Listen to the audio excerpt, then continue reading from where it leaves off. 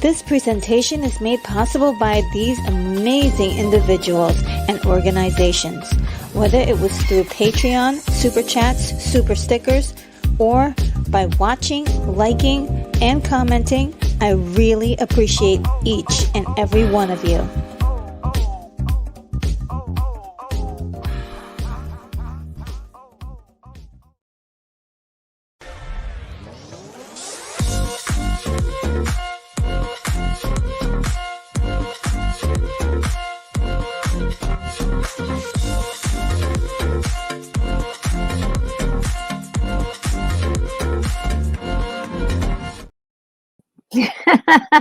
Hello, of course I was dancing. Welcome to the show, everybody. I am Retro Nerd Girl, and I am broadcasting live from the International Science Fiction Space Station. And I'm so happy that we're actually on the second episode. It's probably going to be 3 episodes in total of this animated film research, if you will, and kind of going down memory lane just a little bit. I got all the stuff that you guys told me about last week, some things I came up with, and then there were more. There were more things that I came up with, and has been really a lot of fun to find these family friendly shows, and I even have a list going for mature material as well, which we'll do on a separate other screen. So that's we're looking at maybe three more, uh, well, 2 more episodes after this. So right now, I was able to find um, some stuff all the way back to 1898. Isn't that incredible? And it's just like the first ever, animated stuff that kind of kick-started all of this. And I just love this kind of research. I just love learning about new things. And it's just so fascinating to hear about all of these old, like short films. They're not long or anything, but they were just short films. There's a little bit of overlap with this and the cartoon um, streams that I did before, but not too much. There's actually a lot of new material. Before I get into it and have, of course, a slideshow, I wanted to just see what you guys are saying in the chat. Of course, I'm disqualified from being the first uh, um, s chat, but I was the first, 'cause I wanted to let you guys know I was on my way, and I might not have gotten enough time um, to do it, later on. But Brogu is actually the first commenter today, and he says, "Hello, everyone. Hello, Retro. Enjoy your flight today." Thank you so much, Brogu. I really appreciate it. Great to see you today.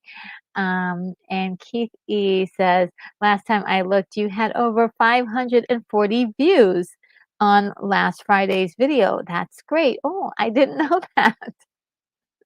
Thank you for keeping track of that kind of stuff, Keith E. You're awesome. You are so amazing. Yeah, I don't know what's going on with that. I'm I just make stuff. I just make stuff here. And it's a topic I absolutely enjoy because I do love, I don't know, I like family friendly content, but sometimes there's, some of the stuff is also adult coded too. So I want to make sure when I'm going through the list, there's a couple of things I had to boot off the list because I was like, "Ooh, this may be a little bit too intense for little kids." And you guys helped talk me through a lot of stuff last week. So yeah, this has been a lot of fun for me. I don't want to, go on and on about animated movies for too long, but just enough to have a substantial list going for anyone who's looking to entertain the whole family or looking for fresh product to look at. Sometimes I know, especially with the strikes going on, we may be slim pickings for a lot of material for a few years. So I would definitely. Um, I hope that this list helps someone. So, thank you, Keithy. I really appreciate everything you do for the channel. You're amazing. And William Blake Hall is here. I thought we weren't going to see you till next week. Says, greetings, Retro Brogu. I may just mention two science fiction movies that our Australian friend Terry Talks Movies reviewed just a few minutes ago, then move on, but it's a nice excuse to relax. Oh, okay. And, yes, and so, yeah, Keith E said the same thing. I thought you were gonna be so good to see you, so good to see you. And, William says, "This is just the right time for a little diversion, but, later this, after this, I'm out till Wednesday, too much going on." Yes, we understand, we understand. And, Keithy say it's just great. You're stopping in. Absolutely. Let's see, did I miss something? Um, did I miss something? Keith E is telling Brogu that if you like the people on Thrasher's channel, there's a lot of the same people in Dave Sundstrom's channel, and even more. Yes, it's a wonderful 2 channels I absolutely adore. And had enough time to watch all of their programming, I would. I just this week was insane, and next week is not promising any better, but I do catch the replays. I do catch the replays, so, yeah, I'm so glad you're enjoying yourself over there, and, William Blake Hall says, "I've been following Dave, for a long time now, and I think, there's a Steve Strumstrom somewhere out there." Oh, I didn't know. I only know of Dave. And Unicorn says, "Good evening, everyone. Another beautiful day here recovering from a very intense week by hanging out with more dogs." Oh, cool. Um, well, I'm so I hope it wasn't too bad. Yes, yeah, I can understand a busy schedule, and it looks like you're getting busier, but you get to hang out with dogs. uh, and Simply Steve 68 is here and says, "Did RNG actually find silent animated animations from 1898 to around 1930s when talkies began?" Yeah, I actually did find a whole lot. It's really inspiring, and a couple of them I've seen. I've actually seen them. I'm like, oh yeah, I remember that one. Um, and like, 'cause I know the feeling, rhinoceros, Pittsburgh in the house. And William Blake Hall is saying hi to Steve. I don't put anything past Russia. Your curiosity is deep as the heart of the Milky Way galaxy. Oh, that is so sweet. It's true. I once I went down that rabbit hole, I was like, oh, I guess I'm gonna explore, and I found some cool stuff. Uh, Oh, man. And, let's see, what else? I'm just gonna keep going here. Um, and, and someone mentioned that, yeah, Steve says, there's a lot of wrenches here, and, William Blake Hall says, Retro's Galaxy, we mod comprise the Mod Nebula. Oh, that's cool. The Mod Nebula. And Simply Steve says, LOL, one for each quadrant, but nobody reps Delta yet, huh? Oh man. Um, let's see. Uh, let's see. And William Blake Hall says, I think we have all quadrants covered, but not so sure about the octants. Yeah. I could always use more mods.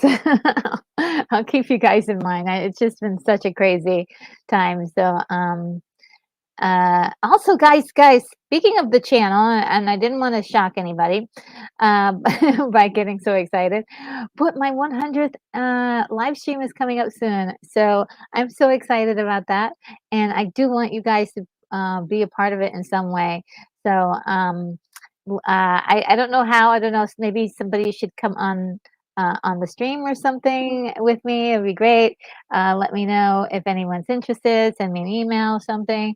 Yeah, it's just something that I said. You know what? Let's celebrate something. Celebrate something. And 100 streams. That ain't bad. That ain't bad.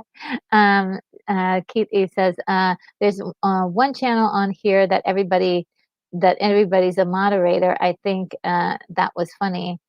Um, oh, yeah, yeah. If if everybody's a moderator, yeah, it'd be really weird. Um, and Simply Steve said, "Can't get enough wrenches, but also to become one, you gotta be a paying member." Oh, oh, really? Oh, on your channel? I don't. Oh, am I doing it wrong? Well, some of my best um, mods are not members, but definitely I think dedication to the channel and just like really being like so amazing to me. So I'm just like you're honorary. And also, I the one of the reasons why I don't like some people I for sure wanted to be mods is that I didn't want anybody to stop them from speaking or, or to stop them from, um yeah, like my mom, I made my mom because I didn't want anybody to kick her out of the stream, you know, 'cause so I like, the things like that, so, but yeah, that's a good requirement for some, if you're wondering. That's a good one, I didn't even think about that. But William Blake Hall says, "All hailing frequencies open, Retro. The ISFSS is looking fine." And see, I don't pay, I'm a free man. That's right. And oh yes, thanks guys for letting me know that you could hear me. I was supposed to check a while back. Thank you. Thank you. Thank you. It's better than not knowing and then having to go back. So thank you. Um and let's see. Oh, and Darth Plato is here. Hello, Darth Plato. How are you? Good to see you. And let's see. And simply, Steve says, "Wow, 1898 silence with organ music accompaniment." Yes, yes. It's got to be. It must have been a one heck of a time in history, that's for sure. And William Blake calls us. Before we go much further, the two movies mentioned by Terry Talks. First, 1932 German FPI Doesn't Answer, but about an island-sized report in the sea, really more of a disaster thriller. Interesting. FPI Doesn't Answer. Okay. And Uh, Simply Steve 68 says The Pebble and the Penguin. Yes, but that is way after, yeah, the stream. This one we go up to 989. So anything after that will be saved for the next one. It's so funny because I just added the visual for Pebble and the Penguin like a few minutes before the stream started. And William Wiggles says FP1 doesn't answer hit as espionage and noir elements, but also is nominally nominally SF. The other was 1984 pilot called Doorways, written by George R. Martin. Terry calls it Sliders, but much better. Oh, interesting. Sounds really cool. And I'll have to see his video. And actually, I just saw one of them. I saw when he covered V. So, yeah, he covered V, the movie that I reviewed, and yeah, I loved what he had to say about it. And William Blake calls this feeling a little Snake Plissken. Heard you were dead. And oh look, Hungry Jerk is here. Hello, Hungry Jerk. How are you? Um, and Keith E says there's a couple of lances that aren't members, but that are wrenches. Yes, yes, yes. hmm Well, we've gone to the end of the chat, and now we can get into the list, guys. There we go. Here's the list. Okay, I'm gonna try to do this as quickly as possible without like um, as well to also give you a chance to respond to them as well. So I'm going to go through the first 10 and then you can let me know what you think about them after I'm done. So the first one, Humpty Dumpty Circus, 1898. It looks it's very interesting. I desperately want to see this, but I'm not sure if there's any copies. Maybe YouTube may have something laying around because I know that YouTube, some people have uploaded different movies. The Enchanted Drawing, which is like the first, supposedly the first like actual animation. So uh, the first cell, like the first cell animation. This one is a stop motion one. It was fun in a bakery shop, 1902, where they got different carvings and switched them out, but it was actually and it made everything look animated. Um, then also another stop motion one, The Electric Hotel, 1905. Then we have humorous phrases of funny faces uh, in 1906. We have Phantasmagory, 1908. It's like literally stick figures. And this one was really interesting. I saw like a little snippet of it. Grasshopper and the Ant, 1911 to 1913, about where there's like not really a definite one a year for this, but it was figures that were stop motion. So and that's kinda cool. This is like pre-Ray Harryhausen. Isn't that cool? And how a mosquito operates is definitely a drawing, of a mosquito, um, you know, what how a mosquito operates, basically. It's pretty self-explanatory, but very cute. And a little bit scary. A little bit scary too if you're scared of bugs and things like that. I think everybody knows of Felix the cat, this little cutie. He's adorable. Um, and it basically started in 1919, and then there were quite a few after that, a lot of them actually after that. And uh, Gertie the dinosaur is another one that was done in 1914. Now let's see what you guys are saying here. Um, Hungry Jerk says, "I like everything Rankin Bass." Oh, I have a lot of Rankin Bass in this list, that's for sure. And William Blake says, "Ah, Azanti." I don't know what that means. And William Blake also says, a Martin from uh, Quatermass in the Pit." And Hungry Jerk says, "Met Harryhausen in San Francisco 25 years ago." Oh, wow. What a treat. Oh, my goodness. That sounds really cool. Really cool. What a legend. What a legend. I want to do a special on him one of these days, just talking about his life and his incredible work. So yeah, look forward to that. And I'm probably going to start like tribute ceremonies or tribute videos in 2024. Right, yes. Let's see. And Hunky Jerk says got his autograph too. Oh, cool. Very cool. And Simply Steve recognizes Felix the cat. Yes, cool. Yes, wasn't he so cute? And he even showed up in Batman. I'm not sure if it was 89 or the other one. I'm sorry. I think it was Return, um, Batman Returns, where he shows up. Uh, and William Blake Collins says, as Wayne's World might say, "Coop." Oh, I don't know what I need a Wayne's World um refresher. I need a refresher on Wayne's World. Cool. All right, the next grouping is the sinking of Lustinania. Lustinania. It was one of the earliest films to utilize cell animation.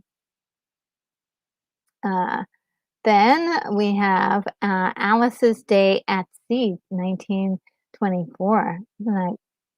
That looks really cool. I want to see that one. This one I've seen.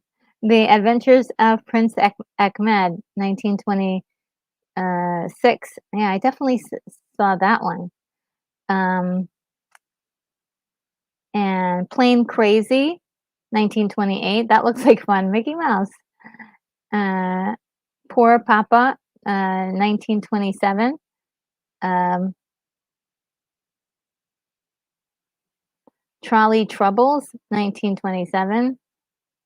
Steamboat Steamboat Willie, 1928, and everybody knows this one, right? And Popeye the Sailor, 1933. But this is a picture of the shorts, but there was a movie, but it was like a short movie. Um, let's see what you guys are saying. Uh, uh, yeah, Lusitania. I I hope I'm saying the name right. But William Blake Hall says lots of Felix on YouTube. Oh yes, he is. He's so cute. And Simply Steve says Steamboat Willie as was Mickey's first. Yeah. And William Blake Hall says strong to the finish. Popeye the Sailor Man. Unicorn Man Studio says the Popeye movie had the goons in it that was super scary. Yeah, they were all like they were really really scary. They were really scary. And Simply Steve says Popeye Max Fleischer. Um, yeah, yeah. And, Hungry has met everybody, right? He's Hungry's met, Max Fleischer's son 40 years ago from Popeye. Is it Richard? Is it Richard the director, or was it different person, Hungry? Because I know one of his sons went on to make a movie, to become a director, I forgot, and I believe it was Richard. Um and I forgot which one. It was one of the movies that we did for a watch party. Um, if I'm not mistaken,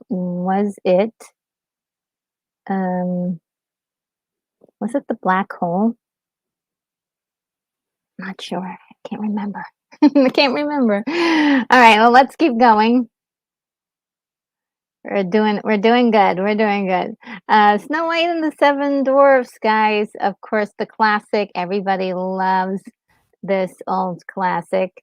And it's so sweet. It is just so sweetly made. Um, really warms my heart every time I see it. And the music, you just have to sing along to it. You just have to sing along to it because the music's so good. Um, and Gulliver's Travels, 1939, and I think they did a lot of like rotoscoping and for these two movies, um, but it wasn't the whole thing. I don't think so. But Gulliver's Travels was a big. It was like super um, famous uh, during these times. Fantasia, of course, 1940. Pinocchio, 1940.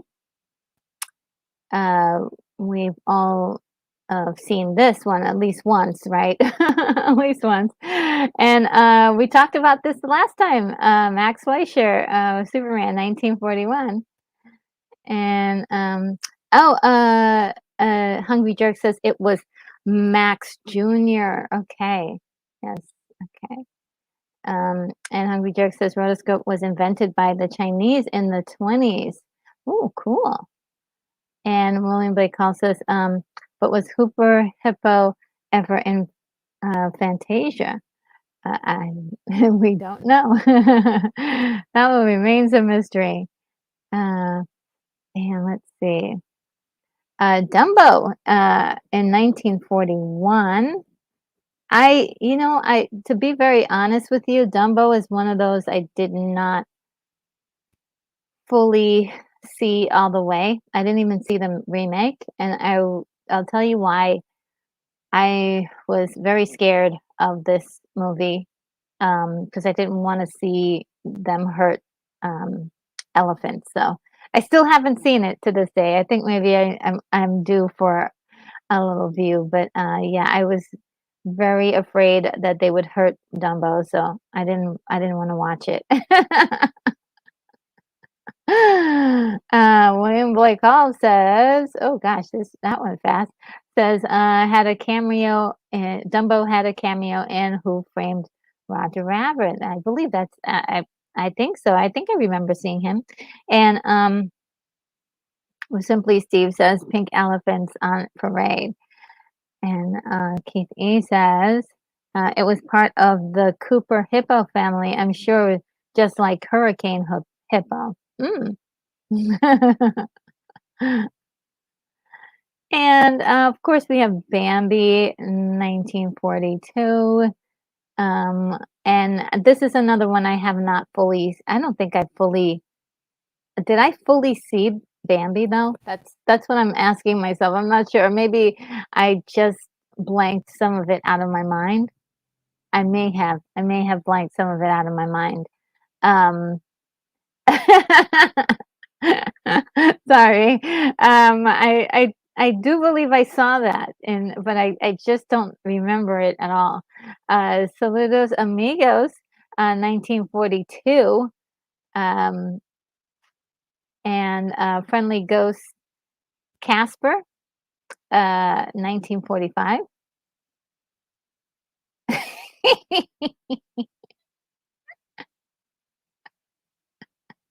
Oh, Michael says I can't wait for Bambi to meet Godzilla 9 and then get revenge. And Hungry Jerk says, Bambi versus Godzilla, great family film. I doubt it. And Melody Time, 1948, Adventures of Ichabod and Mr. Toad. And I believe I saw this one, 1949. And oh, Brogu says, did somebody say Godzilla? That's because, yes, you really love Godzilla. Um, then we have Cinderella in 1950. Alice in Wonderland, 1951.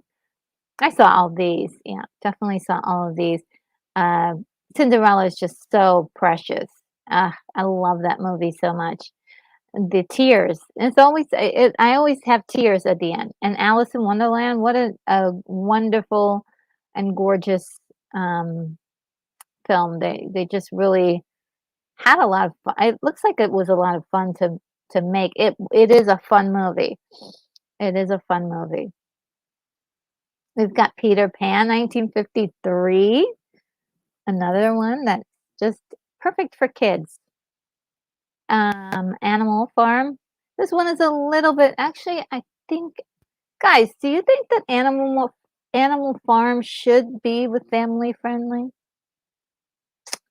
Um, or is it more mature coded than we think it is? I mean, there is a lot of mature concepts in it, but I think kids could watch it and they wouldn't get scarred. What do you think, guys? What do you think? I give you some time to process that, let me just William says, as a boy, dad would go to the theater. A Casper short would come on, and all the boys went boo. Of course. And Simply Steve says, yep, squish. Now Bambi needs to pull a Jet Jaguar size increase to take out Godzilla.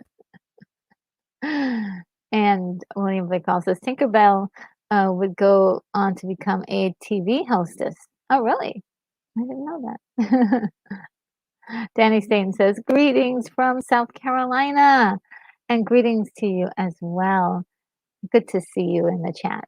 And Simply Steve says, AF was more mature. Yeah, it is much more mature then, right? So I am removing Animal Farm from the list and putting it in my mature list. Um,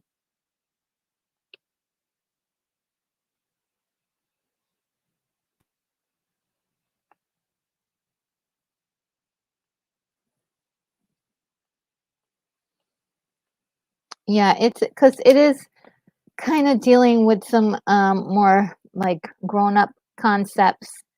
Um, just a little. I mean, not that kids could watch it and understand it, but it may be a little bit too much for the really younger ones. Umbergo says, "Gotta go enjoy the stream. Enjoy your weekend. Stay frosty." Oh no, we're losing Grogu. Okay, so bye, Grogu. I hope you're gonna be fine and you're doing well. And Yes, enjoy the rest of your weekend. And Keith E says Animal Farm should be on the special mention list. Yes. Oh, uh,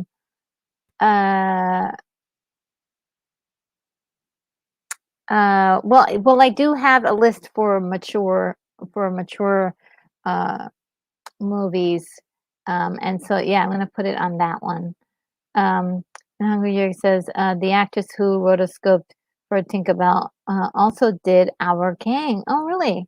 Wow. Oh, William Blake Hall says Animal Farm, fine book. Not sure if any visual interpretation would ever really work. And Steve, simply Steve says, yeah, AF was political. Yeah. And Staten says, ever the cartoon Felix the Cat. Yes, yes, Felix the Cat. We already talked about that one. Yeah, we already talked about it. And William Blake Hall told us that we can also find Felix the Cat cartoons on YouTube as well. So yeah, we did cover that one. So yeah, I am removing Animal Farm from the list. One Froggy Evening. Everybody knows this one. So cute. I love this one. It is a classic to be sure. A very short movie, but um, it is yes, very very classic. Um, then we have Lady and the Tramp, 1955. Such a cute story. And William Blake Hall says the reference to this is in Spaceball. Yeah, yeah, the reference to One Froggy Evening is definitely in the in that movie, and it is very, very it's something else. It's something else. And yes, Lady and the Tramp, love this cute story. Cute, cute, cute story. Such a cute story. This is one of my favorites, guys. The Snow Queen. Oh my gosh. There's so many different versions that you can watch of this. So there's one done in 1957, and then there's one that was also done in the 80s with Kathleen Turner voicing the Snow Queen. And then there's, of course, the original Russian version of this. It was released much older, which much it was released much earlier, and yeah, it was so good. I just love the story of the Snow Queen, and it is just it can be told in so many ways where the Snow Queen is an evil person or the Snow Queen is a good person, so many different ways. And let's see what else. And Danny Stain says, "Curse the late YouTube notifications." Oh no, yeah, I hate them too when they are late too. And when Blake Hall says, "How much to Lady and the Champs in Hot Shots?" Oh yes, yes, yes, yes. Very nice scene too. It was a very nice scene.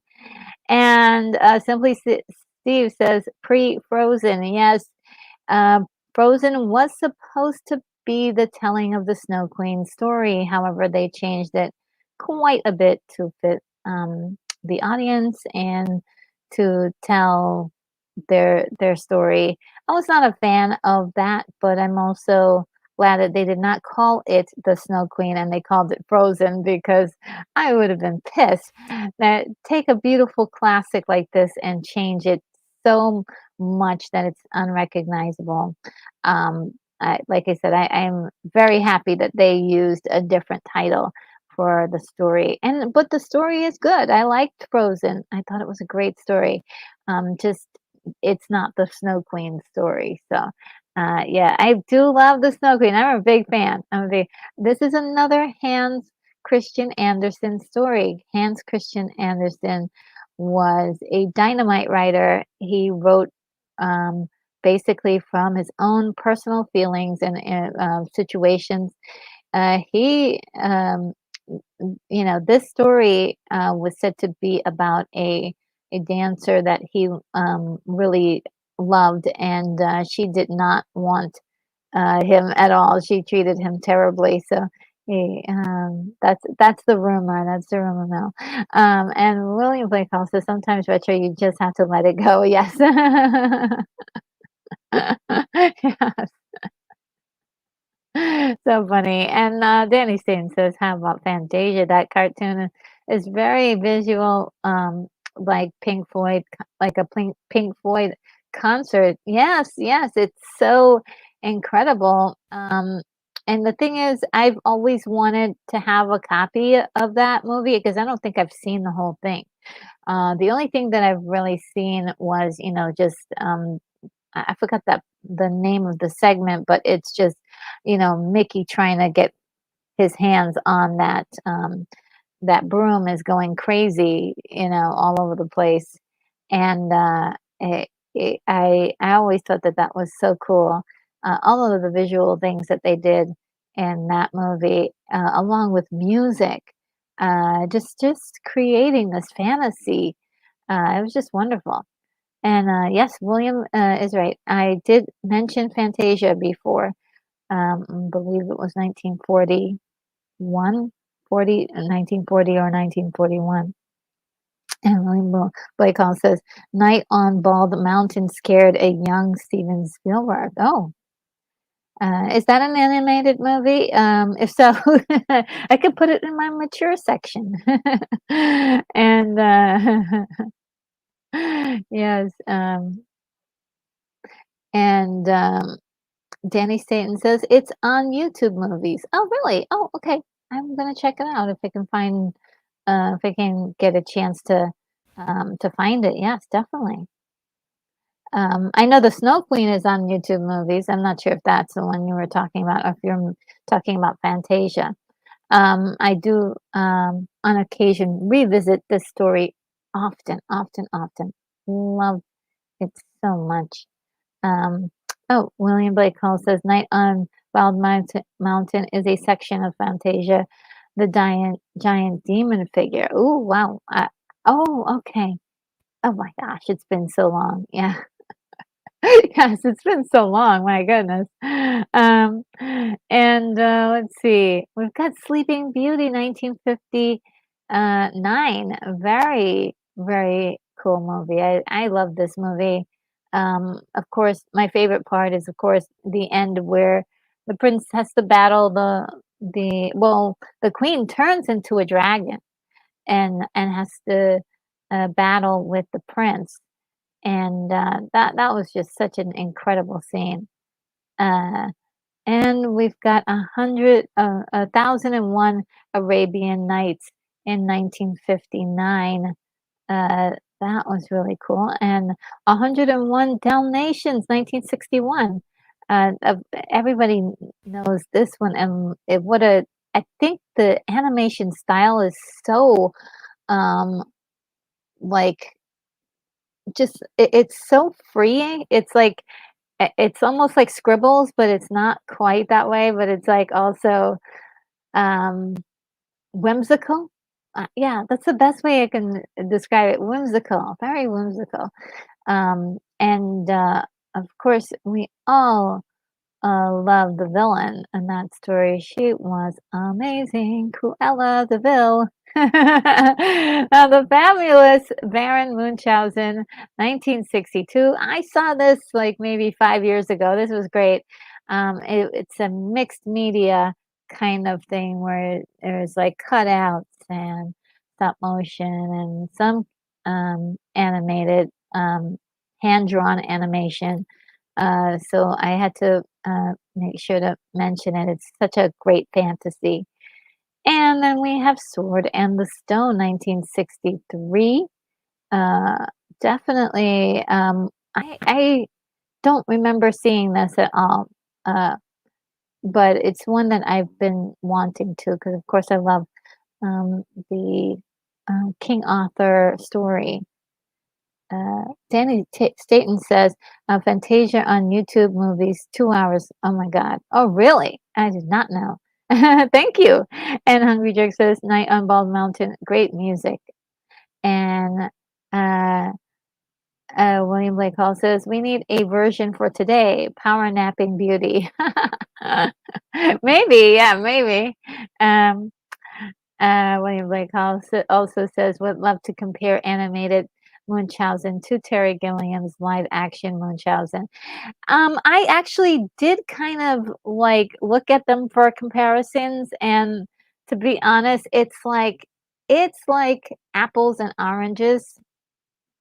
There is no, like, the way Terry Gilliam came up with his ideas and the way, this animated, version it was created is, like, completely miles away from each other. It's just so wild, like, how could you have 2 completely different ideas of what's happening here? It was great, I loved it. Um, I love them both.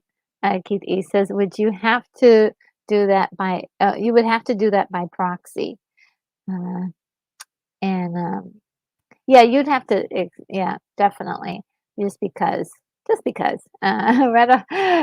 remembers these guys, right? Rudolph the Red-Nosed Reindeer, 1964. What a great story. I think one year, my teacher showed this to us, just for fun, during the holidays, and then, we saw it again on television. It was great, and you would every year they would play these amazing animated shorts, not shorts, but animated films from Jules and Bass, and it was just incredible, just incredible. Loved their stop motion work and just the stories, the music, the whole production was just something incredible, and it, it just showed they put so much imagination into their productions. What a great classic! And William Blake Hall says Rudolph a classic. Yeah, absolutely, absolutely. It's a hit song for singing cowboy Gene Autry. Oh yeah, really? Uh, I did not know that. And we've got Mary Poppins, y'all. I'm Mary Poppins, y'all. 1964. What can you say about this movie? It's incredible. Again, just the music involved, the staging, the sets, locations, costumes, acting. Just a lot of fun. Just a lot of fun. I miss movies like this. I miss them so much, and I wish we could get more movies like this. The reason why I mention it here, even though this is live action, there are quite a few moments where there is um, a cell animation involved, 2D animation, and so I mention them as an honorary um, for mixed media. And then, of course, everybody remembers A Charlie Brown Christmas, 1965. Of course, you remember this one. Charlie Brown. It's Charlie Brown. Everybody loved Charlie Brown. And of course, you had that wonderful music to accompany Charlie live action. That was just great. I forgot the composer who um, who did the music, but it was like once you first heard it, it was a classic. You'd hear it on every single Charlie Brown um, movie or special. And William Blake Hall says, "Linus touched my heart." Oh, yeah, Linus is so sweet. I remember as a kid just reading a lot of the funnies and just seeing the gang just do their thing. I was always fascinated by how they were drawn. I was like, these drawings are so like silly. They weren't like about realism. It was about um, it was about emotion. So and connecting to each character as they respond to different things that were happening around them. And my favorite, of course, was Lucy. I loved Lucy. She was a trip. And Linus was so cute, and of course Charlie Brown and Snoopy, and the little bird. Oh my God, that little bird was so adorable. I was always, I don't know about you guys, but did you guys also like to draw Snoopy? I would always draw Snoopy for some reason. I always loved drawing Snoopy. And Simply Steve says Bedknobs uh, and Broomsticks 1967 was also mixed media, had the animated soccer match. Oh, wow. Oh, yeah, I didn't think maybe, well, I don't know, maybe I might have added it. I may have added it. But we'll see, uh, if I did or not. But, yes, that would suffice, wouldn't it? That would make the list. Um, and we've got another one. It's The Great Pumpkin, Charlie Brown. Everybody remember The Great Pumpkin. That's one thing I have to say about Charlie. Knew how to celebrate the holidays. Yes, Woodstock, yes. William Blake of Wood says Charles Selch's one nod to the current culture. And Simply Steve says, "Race for Your Life, Charlie Brown, 1979." I think I have it on the list or um, I thought I saw it. But yeah, it should be on the list. Probably we'll get to it once we get into the 70s. If not, I will definitely place it later. Um, Now, of course, we've got How the Grinch Stole Christmas, 1966. That this movie, like, I don't know, it changed my life. 'Cause all I was like for so long, I was like, "Da boo boo doo dee doo boo." That was me, like, every Christmas, and, just love the Grinch and the idea of this character. It was so much fun, as opposed to Santa Claus and opposed to, and then, of course, it it's not the bad guy that, it's his redemption and his turnaround that makes it so sweet that he becomes a good guy at the end, and all is forgiven, and everybody loves him, and he loves everybody. It's such a great, feeling story, and, I want more. I want they should we should make more, and not just this story, but just in general, come up with more incredible stories like this with more incredible, characters. And William Blake Hall says, "Woodstock." Oh, yes, did read that one before, and says, "A mean one, yes." Um, and LOL sirens going off. Yes, and, yeah, I love that movie so much. I do watch it multiple times every year, so it's not just Christmas time, it's multiple times during the year. I must see, that old one, the original movie, um, and the other movies are quite well, done, and I do watch those as well, so we're we watch them all at least 3 or 4 times, love it. Kimba the White Lion is a movie that, well, I'm wondering if I should put it um, in the mature section because it gets pretty dicey for this lion. Now, you may notice that it looks a little familiar. There's a few archetypes that may be looking a little familiar there, but that's because, yes, Simply Steve knows the deal, and so does William Blake Hall. This is definitely where the Lion King comes from. And definitely. And, oh, let me go back up. William Blake Hall says his heart grew several sizes that day, and he died because of a serious medical condition. Oh my god. Heart 3 sizes too small. Oh, man.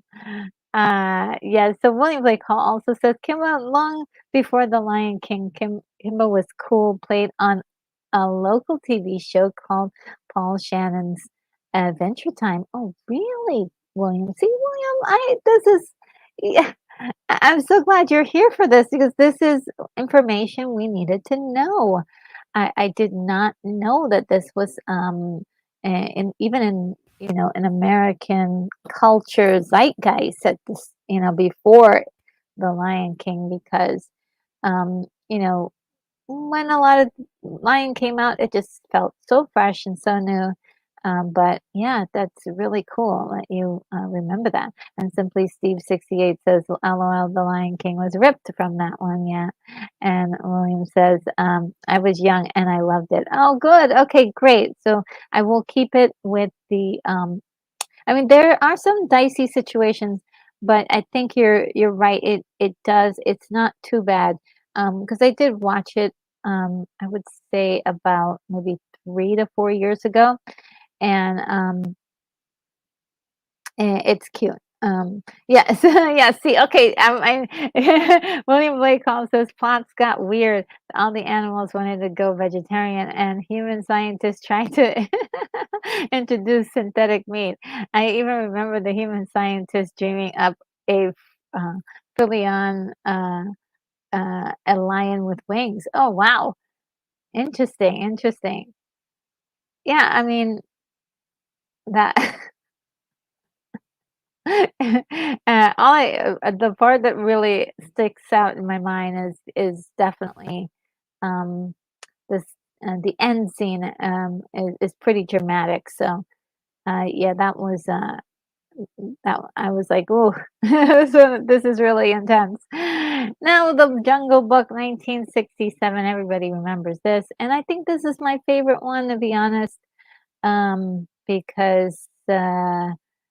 It was so cute, so silly, and adorable. And Simply Steve says, "Can't always be Americanized. We need some difficult visuals sometimes." Yes, that's true. We have to understand. We have to visually figure out things. And William Blake Hall says, "Who's the king of animals in Africa?" Um, who is the king of animals in Africa? Well, it's supposed to be lions. It's supposed to be the king of all animals in Africa. Guys, do you remember this one? Little Drummer Boy, 1968. He was so cute. I love this one. Uh, oh no, no, no! What happened? What happened? Oh, we zoomed so far into the future. Puss in Boots, that's one, that I had never seen this one, 1969, so, I definitely want to see this. Um, Frosty the Snowman, this one, talk about your tears right here. Uh That's like, they played off the end like it was a good thing, but that he disappears, but I was in tears, I was like, "No." I couldn't even. A Boy Named Charlie Brown, 1969. That was one, and then, of course, this is one of my favorites, I must see this at least 2 to 3 times every year. Santa Claus is Coming to Town, 1970. Absolutely loves this movie so much. The stop motion animation is so good. It's so endearing, all the songs. The story was so captivating. Loved it, loved it, loved it. Um, Simply Steve said, "Can't always." Oh, yeah, yeah, I got that one. I got that one. William Blake Hall says, "Trying to remember the Kimba theme song there." I don't remember. Yeah, I don't remember that theme song.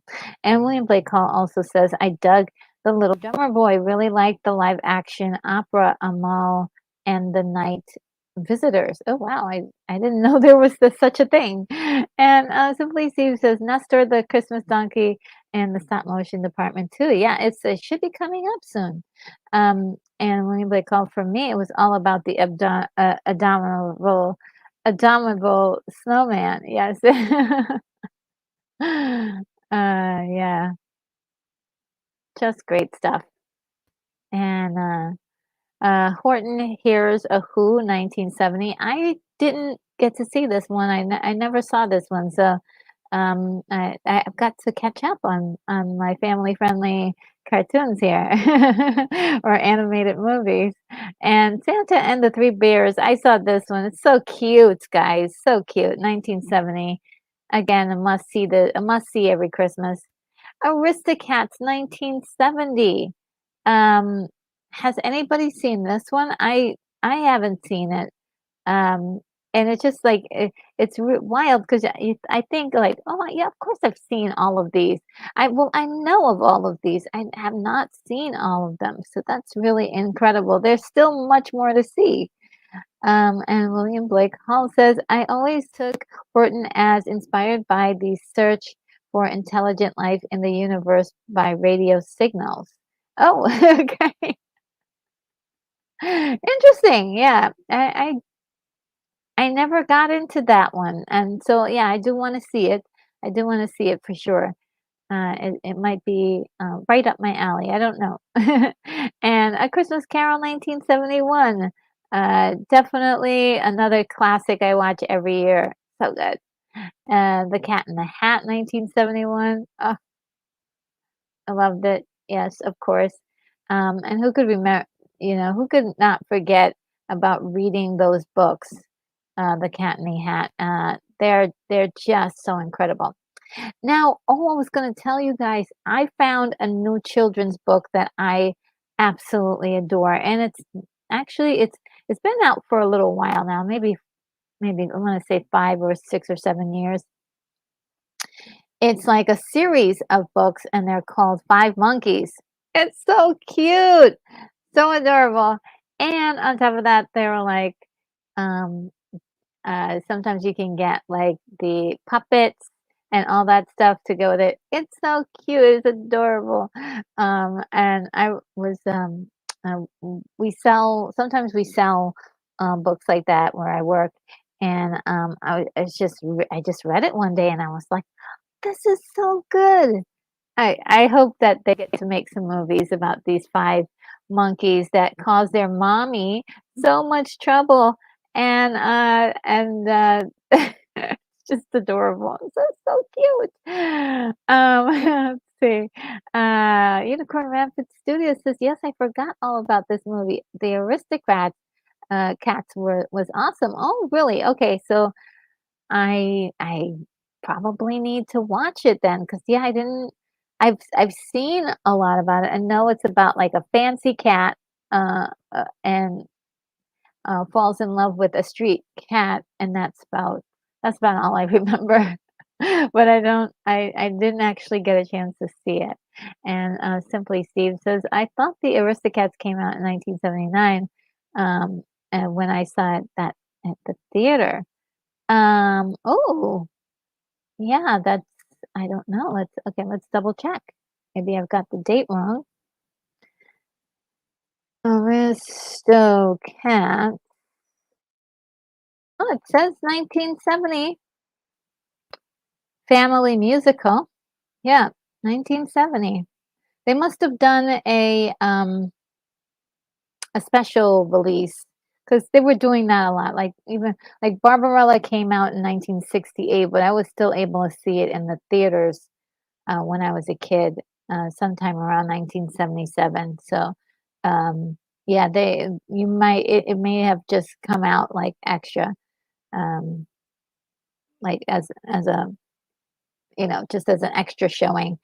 Um, and Kate says Horton and the egg. Uh, what is one? Hmm. I don't understand. I didn't see Horton. I have to see it, and I would know what that means. And Unicorn Rampant Studio says Mr. Magoo's Christmas Carol, 1962. Ooh.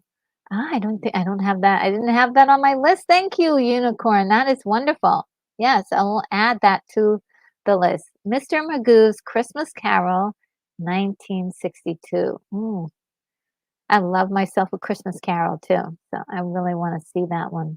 And William Blake Hall says one of my favorite children's books is The Monster at the End of This Book, starring Grover from Sesame Street. Oh my goodness. Stop it. That is too cute. I wanna read that book. I love Grover, he's the cutest little thing, and of course, I don't know, children's books are just so sweet, they really are. Um, and, Unicorn Rampant Studio says, "I saw it in the theater as well, but, was released many times." Oh, yeah, so that might be Aristocrats, cats, right? It must be, something that they release every once in and, Simply Steve says re-release. Oh, then oh well. Yeah. And Unicorn says Grover. It's one great performance. Unicorn says that book defined my life. Oh wow. Yeah, I gotta look at that book. How cute it must be. Um, yeah, Grover is so sweet. Just wanna I actually wanna get, a Grover doll. Well, one of those puppets that, well, they're like puppets you just, like, put your hand in, right, and do the puppetry and stuff like that. I want one. William Blake Hall says, "These days, Hollywood, should just release a lot of stuff." Yeah, I think they should. The theaters are beginning to release a lot of older material just so that way they can keep the seats warm, and I think that's the way to go right now. Just, get people in the seats and play something a good movie, good movie. And, Simply Steve says, Magoo had the Book of Christmas Carol. Oh, I didn't know that. And, Unicorn Rampant Studio says Mr. Howell from Gilligan's Island was the voice of Mr. Magoo. Oh, wow. And Simply Steve says, yes, it was Jim Backus. Oh, cool. And Unicorn Rampant Studio says, I have the movie memorized, can sing along. Oh, wow. Really? Wow, that's really cool. And a hand was made for each hand in the world. I don't forget, and I um my my don't forget fingers my fingers reach. I'm not sure what that means. But that is part of the song. That's part of the song. William Blake Hall says, drives me nuts how much Grover's voice reminds me of Yoda. Oh, really? Really? And Unicorn Rim Studio says, so many grains of sand in the world. Why such a lonely beach? Oh, wow. They're getting deep. And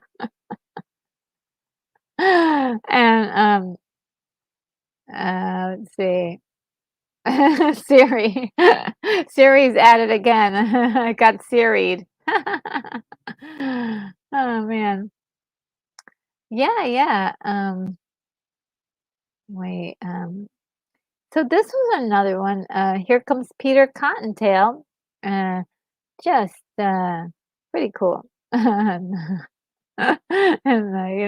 Blake William Blake Hall says serious problems, huh? Siri, in the style of Kirk, Captain Kirk saying Han. Jabberwocky, 1971. I believe this is an honorary mention. I think there's like some and a mixed media there. Snoopy Come Home, 1972.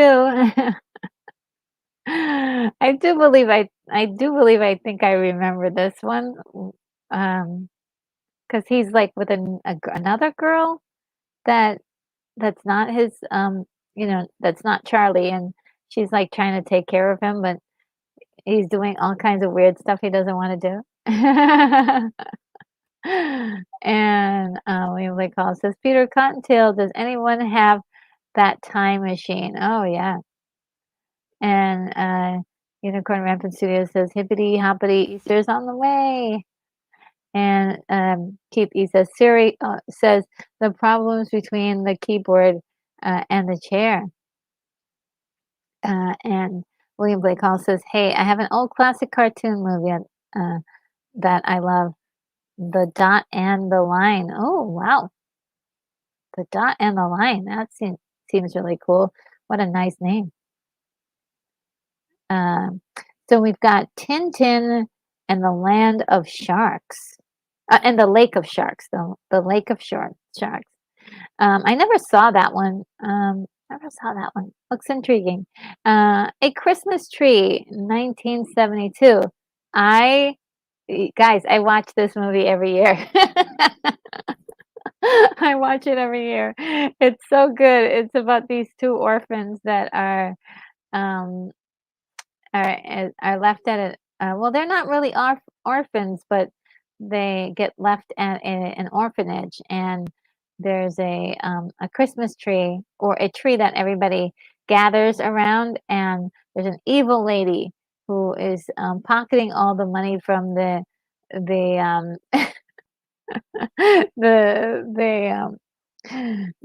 the orphanage, and she's trying to keep them away from that tree because she sees that they're having so much fun at that tree. It is a lot of fun. Uh, well, actually, it's not a lot of fun for the characters, but it's a it's a really touching story. Unicorn Rampant says a mathematical romance. The Dot and the Line. And W- William Blake Hall says, I've seen Tintin and the Lake of Sharks. It's weak. The books remain great. Ah. Simply Steve says, since we're on shorts, does Donald in Math Magic Land count? Yeah, it counts. Yeah, definitely. Uh, and I've got a YouTube link. And okay, so is that for the Dot and the Line? I believe so. Unicorn says the Dot and the Line MGM Chuck Jones. Yeah. So guys, just hit up that wonderful little link there that Unicorn has provided, so that way you can see the Dot and the Line. Oh, that is so sweet. Thank you, Unicorn Rampant Studio. That's really kind of you to do that. And William Blake Hall says, "Why not?" I vaguely recall it. It got played in class. Yeah, a lot of things were played in class. Um, oh, and I was gonna share this one video with you guys. That I okay, so let me get to it and then I'll share the video. But yeah, there's something that a teacher once showed to me in class, and I was like, wow, definitely loved it. And what Unicorn Rampant Studio says, it's beyond classic. And speaking of the Dot and the Line, and there is Marco Polo Jr. 1972. I've never seen this. It looks very interesting. We've got, of course, Charlotte's Web. Oh, one of my favorites. Oh my God, love this movie so much. One of my teachers showed this to me in class, well, to the entire class, not just to me. But I was in heaven when I saw um, this particular movie, and it's just wonderful, just a wonderful story. Um, and then we have Robin Hood, 1973. And I did not see this. Did not see this, but it looks interesting. It looks interesting. It's a bunch of animals that are anthropomorphic, and they're playing all the parts for Robin Hood and his merry men. And it looks. I'm sure it's good. I have not seen it, and I'm not sure if anybody in the chat has seen it. But let me know if you have. Um, The Bear Who Slept Through Christmas, 1973. So cute. I did see this. It's been a while, but I don't recount everything on it, but definitely a great one. Um, and Simply Steve says, break time. Okay, we'll catch you a little bit later. Enjoy your break. And William Blake Hall says, Charlotte's Web. All right. Paul Lindy voicing Templeton the Rat. Yeah. Just a great, touching story. I can't wait to like review it for you guys one day because it's really so good. It is so good. And Keith E says, "You're if you're liking the content, especially if you're on the rewatch, hit the thumbs up. You're so awesome. Thank you, Keith E, for letting everybody know that they can hit the thumbs up. I really appreciate it. And here's a little something.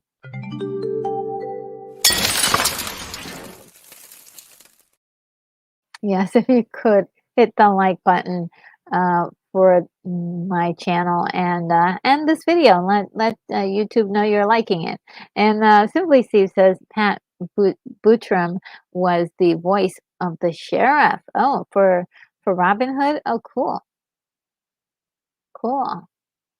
And The Bear Who Slept Through Christmas. Yes, adorable. I It's been a while, so I am due for another watch of The Bear Who Slept Through Christmas, just because I can't really recall everything about it, but I just know it was sweet. And The Adventures of Mowgli, 1973, probably not one that a lot of people saw because this is a foreign production, and I am actually looking forward to try to track this down one day because it looks pretty interesting. It looks like Mowgli has grown up, and would love to catch up with the characters in the jungle.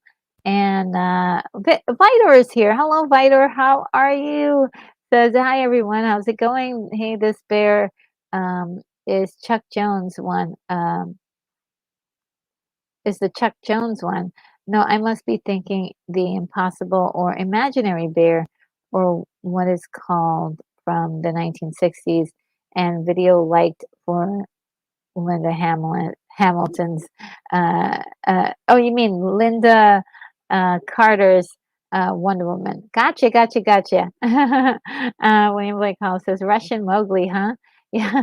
Yeah, it's really interesting. I wanna see this, just to see what they, created with the, what they imagined for Mowgli as a grown man. Did they give him a love interest or something? I don't know. So, Where the Wild Things Are, 1973, um that was one that, I believe I talked about the last time. Oliver Twist, 1974. I also believe I saw this one. Jack and the Beanstalk, 1974. Robinson Crusoe, 1974. And this one, I'm not sure. This is a European one. Thunderclump, which is, it looks really, the animation really looks pretty cool. Want to know what that's all about. Then we've got stop motion and The Wizard of Oz, 1974. And what we got here? William Blake Hall says books just say stay. Some books just stay books for me. Cat in the Hat, Where the Wild Things Are. Oh, yeah. I mean, I don't know. I did like the movie for Cat in the Hat, both of them, the earlier one and the live action. I know it's not everybody's bag. Let's just say that. And I did not see Where the Wild Things Are. I think I was not really fully exposed to that when I was a kid, so I didn't even have the book. I didn't even have the book, guys. Biter says, Linda Carter, to quote Ringo Starr, can't write or write LOL. Oh, Soviet Mowgli. This is pretty accurate to the book. Aged up Tarzan Mowgli in Tarzan fashion aside. Okay. Oh, interesting. And William Blake also thanks. Yeah, didn't know that. And let's see, we've got this is one of my favorites, guys. Oh my God, The Year Without Santa. I love this. I love this film so much. Of course, we've got the Miser brothers in this, and it's just so endearing. And even Mrs. Claus had to get involved. Do you know what I mean? She had to get involved. It was great. And William Blake Hall says, "Somebody get RNG a copy of Where the Wild Things Are." You're so sweet. Thank you. Um, Viter says, "What did you dislike on the Cat in the Hat and Wild Things Are books?" Oh yeah, yeah. Let us know. Because sometimes books will it gives you like a better sense of things than when you like, uh, and then sometimes movies will give you way more like spin on stuff and you're like, "Oh, I didn't really need to know that," or "I didn't really want that." But let's hear what William Blake Hall says. William Blake Hall says, "Lots of things I prefer as books. I appreciate and admire the new Dune movies, but for me, the novel remains the best medium." Ooh. Now, you know what? I agree. As much as I love 1984's Dune and I do love the 2021 version of Dune, uh, reading the words just makes that come alive in a different way. Just really, it does. It does. It really does. And Vidar agrees. Says, "Oh yes, the books are often the bang, but not the depth of things." Mm, yeah, it's really there's just um like your imagination is so much more powerful. It interprets words and situations so much differently um, than sometimes if it's just provided for you. And also, everyone has their own interpretation of what it is that they're seeing in their mind. So yeah, that would be my take on it. And Bugs Bunny, Superstar 1975, definitely a favorite. Bugs Bunny is always a favorite. The first Christmas, the story of the first Christmas snow, 1975. Um, I can't tell you how many times I've seen that. And Hugo the hippo. We were talking about hippos earlier. This one is definitely another overseas one, 1975. Uh, and okay, this one, guys. Do you guys remember this? Do you remember Pierre? Oh, look, Outcast created retro. I'm in the green room. Sorry, I'm late. Oh, no problem. Hold on a second. Let's get you on screen. And hold on one second. Yes, there we go. Hey, Oh, how are you? I'm good. I sorry I'm a bit late. I had to do an emergency stream because somebody contacted me about a British World War II veteran. He's 98 years of age, Oh, wow. Yeah. and he's just been evicted from his rented accommodation. Oh, no. Um, and there's a fundraiser event for him tomorrow, and all of this kind of thing. So these guys asked if I would do a shout out on my pages, and I said, well, why don't we do a live stream and you guys come on and talk about it? So I've just got off of that about 20 minutes ago and just had Well, to that's so grab some food wonderful. and things. So yeah, so and you're already 81 minutes in. I feel like did I miss the Lion, the Witch, and the Wardrobe? Have we got to that yet? No, no, no, no, no. Don't we don't wanna give anything Spoiler away. alert. Sorry. Well, let's go through the comments really quickly, and then I have a link to share with everybody about one of my favorite little shorts. William says, "Has Hooper met Hugo?" Which is, of course, everyone knows that Hooper is Keith E's hippo. That's what I want to know. And Simply Steve says, "But sometimes creative depth allowed in movies takes away from the source material." It's possible, and some people get it just about right the way you may have imagined it. But if somebody else may say, "Hey, that's not the way I imagined it at all." So yeah, I mean, it's definitely subjective, and I do like the idea of taking a book or something like that, and just kind of coming up with a story or expanding on a story. Are you talking about Hugo the hippo? No, we were talking about. uh, we were talking about Where the Wild Things Are, the Oh, book versus the movies. So there was an oh, earlier movie in the 70s, and then there was one done more recently. I've Did you seen see the those? yeah, I've seen the recent one. I may have seen the earlier one, but I don't. It's not one of the ones that's lodged in my memory. I mean, I've got several. I love long animated films from this era. And one of my favorites is the Phantom Toll Booth. I don't know if you've done that yet, but that's absolutely begging for a remake. It's on your list though, right? Phantom Toll Booth. No, what year was it? What? What It's year was it? I think it's like 72 or something like that. Let Okay, me yeah, find me the exact date let me on let that. me let me find it. I'll find it because Okay. I'm actually And going to of do a course, stream on it pretty soon. So William is saying, Outcast, greetings. And so is greetings. Vider is also saying Like hello to you. that, yeah. Um, He's probably calling me that because of my search for my family, which has all gone like all public. I'm trying to find my Danish family right now. oh, So good, good. it was 1970, and Okay, yeah, we didn't go through that one yet. I mean, listen, it's a film I'd love to talk about because I also read the Okay, book. But yeah, well, yeah. when there's a moment we can go back to it, let me know, and I've put an image up there for you. Uh, Um, why don't? Because it won't let me play images on my. oh, Why don't you send? you can't share that. Ah, yeah, because it's gonna get rid of my. It's gonna get rid of my. Um, Stuff you've got ready.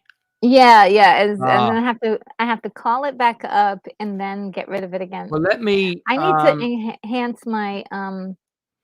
What I'm going to do is no, that's okay. I'm going to drop the IMDb link for the Phantom Toll Booth in the chat. Oh, wonderful. Yeah, that will work. That will work. But I don't. Sorry, I don't want to interrupt your flow. So, do you want to come back to this when you've got a moment, and then I can talk about it? But I don't want to interrupt your flow Yes. where you are.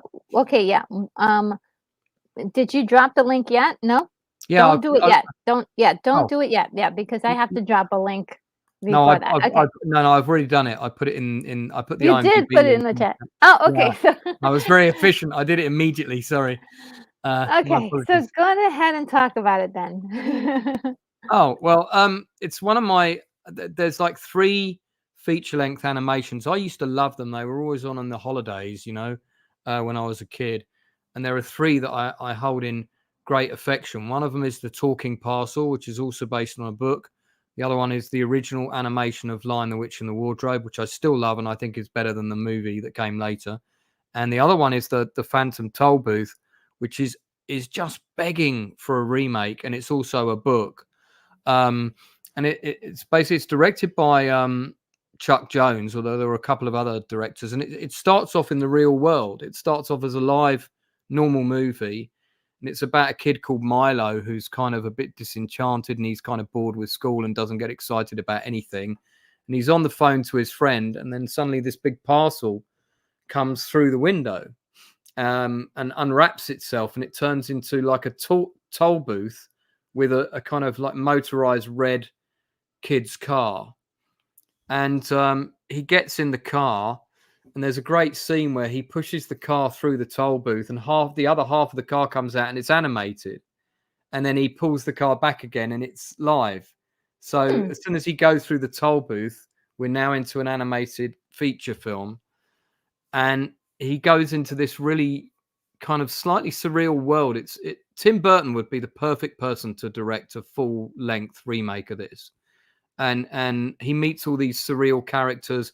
One of them's in charge of time. One of them's in charge of spelling things correctly, and there's another place called the Doldrums where everybody gets really lazy and stuff like that. So it's a really, I mean, it's just a really good, quirky story. It's got a very old school animation feeling about it, but I like that. I don't mind it Hmm. as long as it's engaging and the characters are really good. It's really hard to get hold of. It's not on YouTube. You can get a Mhm. DVD if you're in the States.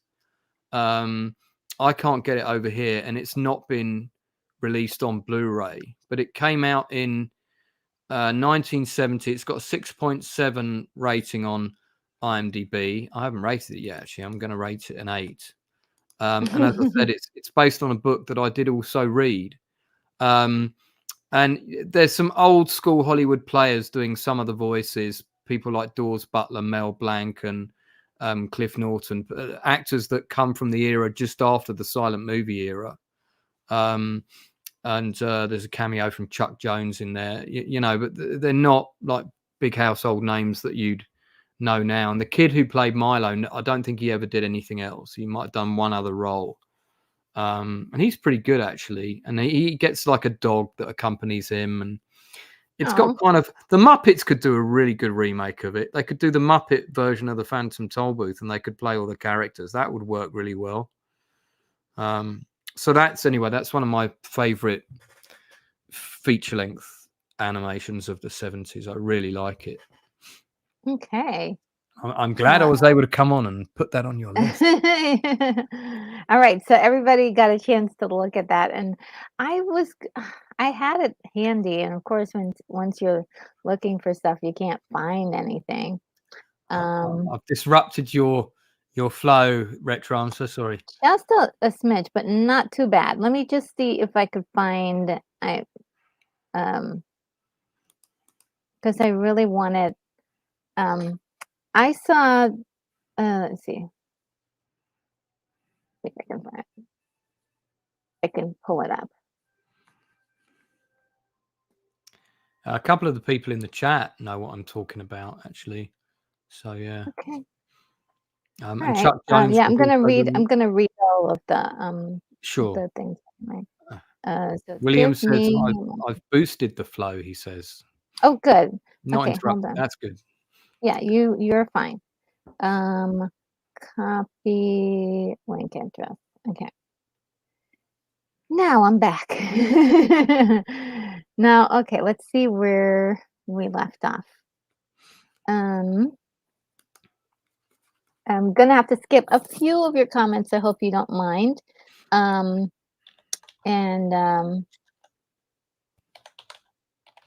Let's see. William Blake Hall mentions only Lion, Witch, in the Wardrobe I've seen and have been live action. And yeah, there is a cartoon. There is a cartoon. Feature-length cartoon version is so much more faithful to the book than the live action one. The animation it's really good.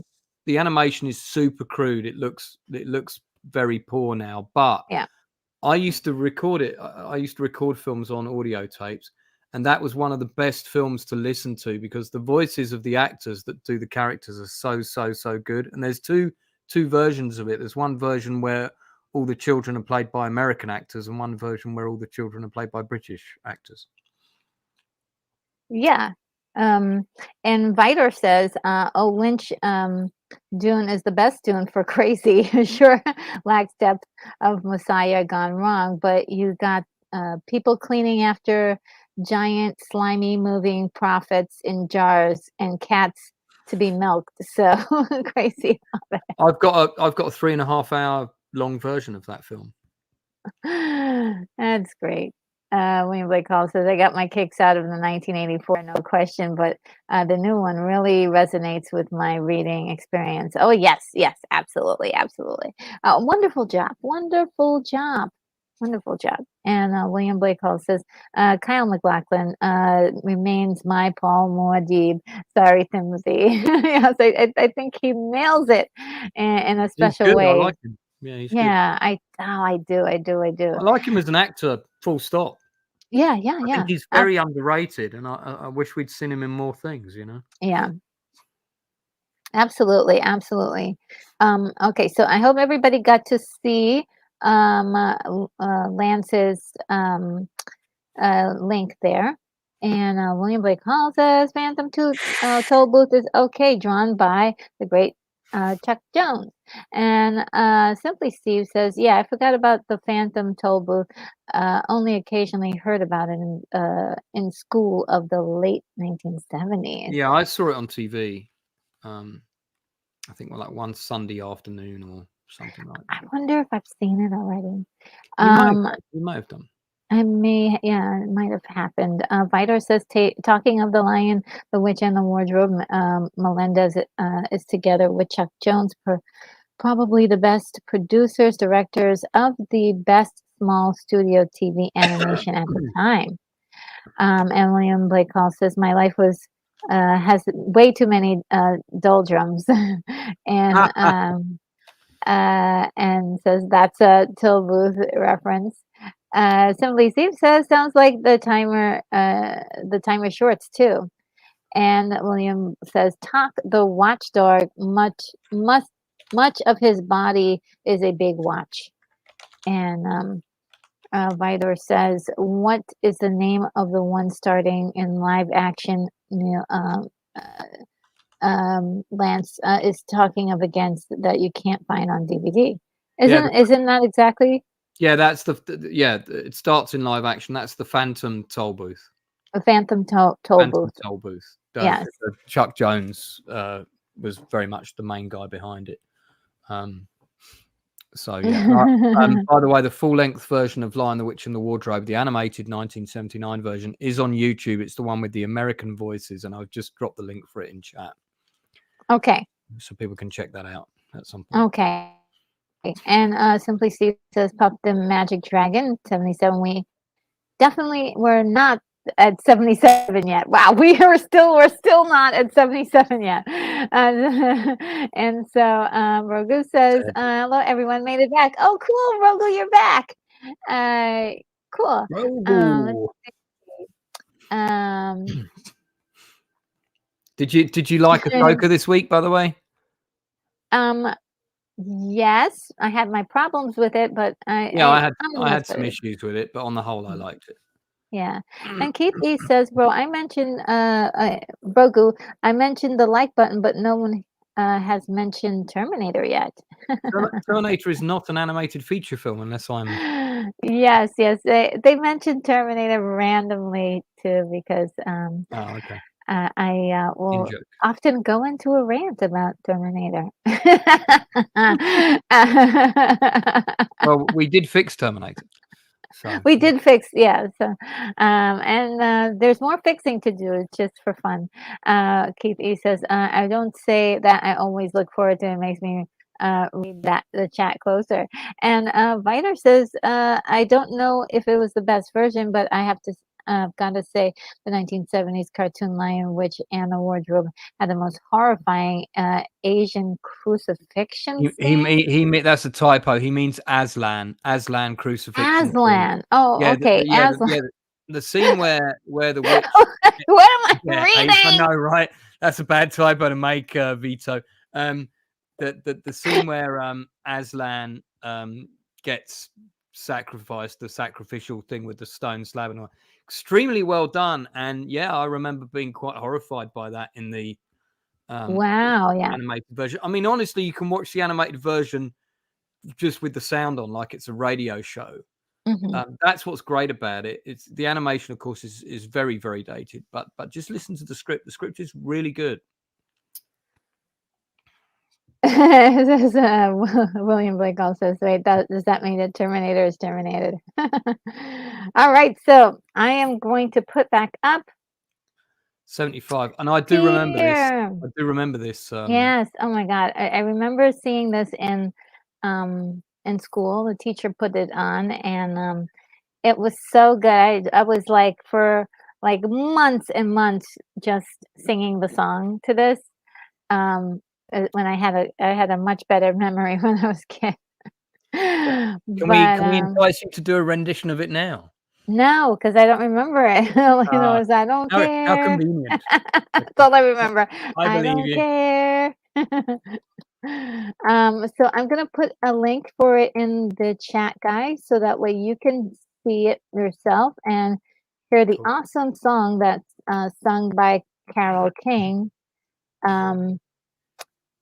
It is so good and so entertaining. And charming too. It's charming. When Retro hits 10,000 subs, me and her will come back and sing a duet for you. All of that. We'll rehearse it for months Sure. beforehand. Yeah. For months and months and months and months. We may need a couple of years. So yeah, just loved I loved it. I loved the whole story. It's really great, and brings back such wonderful memories for me. So if you have all the family together for like 3 minutes, 4 minutes, this is a nice little movie to let them watch. Oh, I remember The this version of The Little Mermaid. Little Mermaid, right? Yeah. It does not end up as nice as 1989 version, that's for sure. But it is so good, um, and it was really great. And uh, Rudolph Shiny New Year, such a sweet one. That's a 19, that's a good movie, that, actually. isn't it? It's so Yeah, adorable. I remember that. 1976. I would just love myself some Oh, Rudolph the I'm Red-Nosed. a massive Asterix fan. Oh, I love Asterix. I think he's so cute. Uh, Yeah. and it's just adorable. Did And you read the books when you were a kid? You know, the no, no, no, oh, I didn't have the books. I used to love those, and I feel like and Yeah. the artwork in them is so great. Yeah. Um, and they did one of the most successful marketing campaigns of a cereal ever was when Nestle did the Asterix the Ghoul marketing campaign. You can find the images on Google. I think it was with Weetabix. Weetabix Asterix marketing 1970s. That'll get you the images. And they did dioramas of the Asterix cartoon on the back of the boxes. And then inside the boxes, you got 6 cut out figures of characters from the show. So Yeah.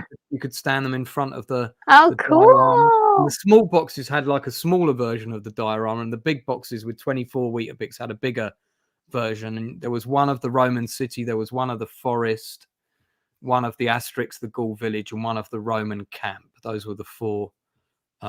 Yeah, I was mad for collecting those. We had more Weetabix in the house than we needed, you know, and when that was, I was spending my pocket money on Weetabix. It was nuts. William Blake Hall says that he loves the Asterix books. And Vidor says it ends badly as the actual tale by Anderson, LOL. The TV privatization allowed me to see that one anime, The Little Mermaid. Yeah, it's not a great ending for The Little Mermaid, but it is very like it's bittersweet because you do you know it's still a nice ending, but it's also, kind of sad too, 'cause it's not as happy. It's not as happy as the 1989 version. I don't Um, remember how it ended. oh, shit. I'm guessing Oh, sadly. sadly, yeah. I'll let Yeah. you I won't spoil it for you, but, yeah, the true tale is even worse, but, this cartoon was very they did it very tastefully. And Unicorn Rampant Studio says, "I have asterisks in Corsica in Corsican." Oh, wow. Asterix, yeah, no, Asterix in Corsica, and in Corsica, yeah, I mean, that's a great book as well. It's really good. Oh, wow. And, yeah, William Blake Collins says, "Oh, brother." And, Unicorn Rabbit says it's insanely racist and hilarious. Oh, wow. Yeah, well, Vi Viter says, "Yep, Astros is much, huger in continental Europe and the UK. Not so much in the US. I remember seeing Mr. Bean reading them in one episode. The UK, really adopted this French creation hard." Oh, wow. And William Blake Hall says, "My favorite historical twin brother are from the start of the revolution. Are from Start the Revolution Without Me." Yes, I remember that movie.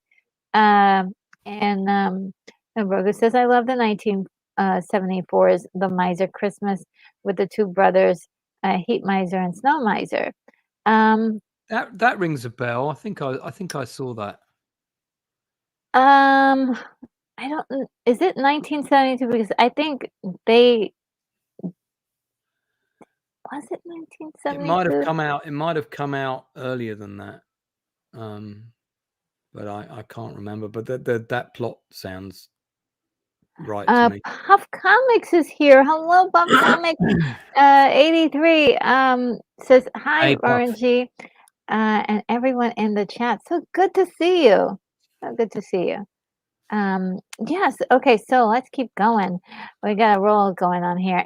Raggedy Ann and Andy, the musical adventure, 1976. I don't even know if you can even get a hold of this thing. I just remember Raggedy Ann and Andy. I had the dolls. Um, Yeah, I that wasn't big in the UK. By the way, you just got a super chat. oh my God. Okay, yeah. Thank you. Oh. Oh, Unicorn Member Studio. RNG 10K sub challenge from the Outcast Creative. We'll come back and sing a duet. Okay. Now he's paid $10 now, so now we Eek. have to honor that, you see. Eek, eek, eek, eek. Well, I don't know if we'll get copyright striked like almost immediately as soon as we start, We'll singing. do a Grease duet for you. That might be more Yeah, entertaining. maybe we can negotiate a different. It might be more painful. But thank you so much, Unicorn. And I do have a thank you for you if you would like. I will do this one. Let's see if I can find it. Here we go.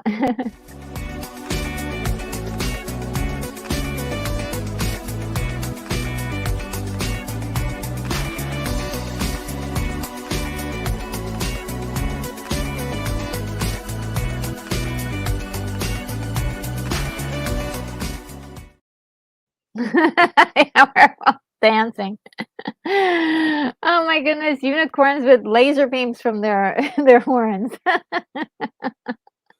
Thank you once again, Unicorn. That it was Yeah, very thanks, man. generous, and we will Thanks, man. we'll try to keep it. We're gonna maybe negotiate some other painful method.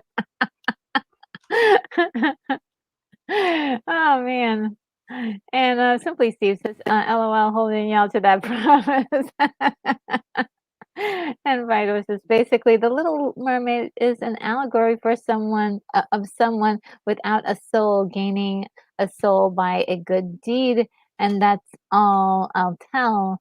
Um, it ends in that 19th century tragic end, but soul gets redeemed away. Yes. Mm. There's a redemption. There is a redemption. And Unicorn Rampant Studio says music, rocket ships, and unicorns. Yoo! Wonderful, Maybe we can wonderful. incorporate all of those into the song somehow. Yes, perhaps, perhaps. Sounds like a Buck Rogers video. Yeah, yeah, Buck Rogers did have some interesting episodes. When Blake Hall says, felt fit of soul to speak. And Viter says, "Oh, it's funny. I was just checking it out. 12 tasks of asterisks yesterday. Coincidences sometimes. Oh, really cool." And Keith E says, "I understand if you sing off key, there's no copyright. It doesn't That's figure almost that." guaranteed, Keith. I think we'll be able to achieve that at the very And Outcast says, "Do you know how many asterisks animation films there were?" Yeah. Yeah, I was Uh, wondering about that. yeah, I'm not sure, but that was the one that really came up. To be the one that everybody seemed to mention. So let's see. We can continue with the list. Agony Ann and Andy musical adventure. We've got the Smurfs and the Magic Flute, 1976. I thought this. I mean, I think I said this in the last one. I thought this was done in the 80s, but I didn't know the Smurfs was around so long ago. We, Uh, the Smurfs and the Magic Flute. I thought that came out a bit later as well, but maybe Me it was a too. re-release. Yeah, me too. I thought so too. But it is such a good movie and I love it so much. Did Very you touching. did you see King Smurf? King Smurf. Yeah, because that was but that might have been part of the TV series of the Smurfs. Yeah, I Yeah, didn't see. Yeah, I that didn't see that that's coming. based on one of their sort of graphic novel books. I was going to ask you if you did Frosty the Snowman, Well, there it is right there, Frosty's Winter Wonderland, 1976. but did you do Frosty the Snowman, the I thought film? I did. Let's see. What That year came was that? that came out in 1950, and of course the main Guys, song do you is. remember if it came out, guys? I've Me got the Wikipedia page right here. Okay, Um, that's one for sure. Frosty the that was Snowman. that was That was that was on every Christmas up Oh, yes, until. yes, yes, yes, yes. I did cover that one. You did. I did cover it, yes, I because was I was hoping you. Yeah. mentioning how the ending is bittersweet and kinda sad because he goes away. Yeah, Uh, and there's a bit where um when he got melted in the greenhouse, I cried. Yeah, me too, I did. Um, Oh god, I'm getting teary-eyed right now, stop it. you got that wonderful, Jimmy Durante doing the, "Frosty the Snowman," and that sort of lovely Oh, gravelly yeah, voice he had. yeah, yeah, Yeah, he was a great singer.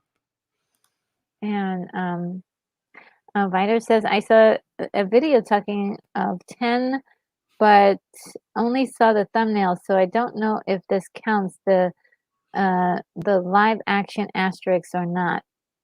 Not sure what that means. And The live action Asterix came a bit later, I think. oh, okay. And William Blake Hall says Wiki counts 5 as live action Asterix movies. Yeah, I knew that there was more than one, so I did wonder. And Brogu says Stay Frosty. Um, That's from Aliens. yeah, and yeah. Oh, yeah. I did because I did mention how it was sad when he went away. So it's there, it's there. I promise. And dang, Outcast, 10 animated, Asterix Oh, movies 10. accounted for. Wow. Oh, And, that's says William Blake Hall. And, Simply Steve says Andy Griffith was the narrator for Frosty's Winter Wonderland. the first Asterix animated film was actually Asterix the Ghoul in 1967. Did you cover that earlier? No, no, no, 'cause I was doing only the most popular ones, and this was the one that was the most, Oh, and okay. the title is Best Family Animated Movies. Yeah, they did Asterix and Cleopatra in 68, and then this one was Oh, the I should have third. put that one on the list too, You yeah. should, because everybody knows you're the Cleopatra of YouTube. Oh, you're So, so you're so sweet. And Miner says, "Memory on dates, if funny, Titanic is mid-1990s, but it always feels later in the decade or 2000s to me for some reasons." Yeah, it does feel later. It really does. Uh, and, let's see. William says retro mentioned 12 tasks of Asker, and yeah, no, I all good. believe the 12 tasks does have contain all like all the smaller stories in one, if I'm not mistaken. I don't know. That's what I was Well, the 12 getting. Tasks of Asterix is actually also one of the books, so I would imagine it's based specifically on the book. Okay. But it might be a good starting point if you want to jump in those films, if that's what you're saying. Oh yeah. Okay. Nilsson's accent sounds like a ghoul, not a ghoul. Really? You trying to say I sound like a zombie? What do you And mean? writer says, talking animated Asterix, I remember Asterix in the Go, Asterix Caesar's present, 12 tasks, Asterix and Cleopatra, Asterix in Britain, Asterix in America, or later. That's of memory to me. Oh, okay. Thank you, writer. All right, let's keep moving on. Ah, this is a favorite of mine. You like this one? Yeah, oh yeah. This is I have part of not seen this one. this was part of the. See, it says animated children's classics. So this was Hmm. actually part of a series, because this was the thing I mentioned to you the other day, and they were released in the UK called Animated Classics, and they were classic sort of mini feature films. Some of them were longer than others. A lot of them were only a half hour, but there were longer ones. And they did Journey to the Center of the Earth. They did Mysterious Island. Oh. They did Off on a Comet, which I think is another Jules Verne book, and that's my favourite one. They did Kidnapped by Robert Louis Stevenson, and Treasure Island, and like a whole load of the sort of classic tales. They did a really good version of Ichabod Crane, the pumpkin thing, Sleepy Hollow, The Legend of Sleepy Hollow. Oh, okay. They did a really good creepy version of that. And the same guy did all the main voices for all the main characters. There's one on YouTube, the full length version of it's on YouTube. It's called The Legend of the Black Arrow, and a lot of people tend to remember that one. You'll love that, right up your street. Oh, okay. Yeah. And Simply Steve says SFM Holiday Network. Oh, I never heard of that before. And Danny Staten said that he loved it too. He loved that show too. I saw Pete's Dragon at the cinema with my gran. And that was the first time my grandmother took me to the cinema with just me and her. And I begged my parents to go and see this movie because loads of clips of it were shown on TV. And I think we all wanted an invisible dragon friend back then, you know. Yeah, it's really mixed media on this, where they did the live action and they did the dragon in 2D animation, which was very interesting. I forgot to put mixed media there. And Vito says, is Journey to the Center of the Earth Burbank or Emerald City? I always confuse those two studios. Were both often released on VHS together. Yeah, there was a VHS with a load of the animated classics on it as well back in the day. That was released, I can't remember, in the 80s, I think that came out. This one is Bugs Bunny in Space, 1977. The Wild Swans, which I never saw. I feel like I saw this movie. You did? Yeah, I feel like I saw it. Okay. I think it kind of had a bit of an ugly duckling kind of storyline. Oh, is that the cute? With both the kid and the swan, and it was like a parallel between the two, because if you look at the creature that she's holding, you can see it's the ugly duckling before it turned into the swan. I may have seen this as well. I think I did see this. It was only shown once on British TV, and I think it was kind of an ugly duckling kind of parabel or whatever. It was good. It was good. And Bugs Bunny's Halloween special, 1977. And The Rescuers. I love this movie. I saw this at the cinema too. You did? Yeah. I think my grandmother took me to see this as well. Oh, your grandma sounds so sweet. She was awesome. She took me to see the Sea Wolves, which is an old favorite movie of mine as well. And it was great. Fighter says Wonder Woman and Bugs Bunny, WB taking usage of their own different properties, LOL. And the Many Adventures of Winnie the Pooh, 1977. I never got into Winnie the Pooh. I saw that on TV, but it was one of those things. It's like I'll watch it if nothing else is on. It was a miserable day, and playing outside was not to be had. But I just, you know, William Blake Hall says, "Oh, brother, yeah, I'm sorry, I did not get into the Winnie the Pooh. It's familiar, it's part of the zeitgeist, but I never did pick up a Winnie the Pooh book, and my mom didn't get me one when I was little. I did have the Frog and Toad of Friends. That's the one that would really. I think I had like 2 or 3 stories from those guys, but I never had the Winnie the Pooh. I know some people are crazy for the Winnie the Pooh. Then we've got The Hobbit, 1977, and obviously that's good. That movie, that's a good movie. Ralph Bakshi. Yeah, that is when this came out. It was like the most awesome thing I saw. Besides Star Wars, it was like, what is this incredible thing I'm watching? My feet look remarkably similar to those, actually.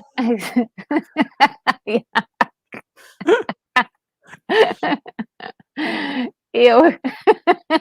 Well, without the ginger hair, obviously. Well, thank goodness. Then the writer says, a Funny. writer says, oh, well, I won't repeat everything. We're PG right now.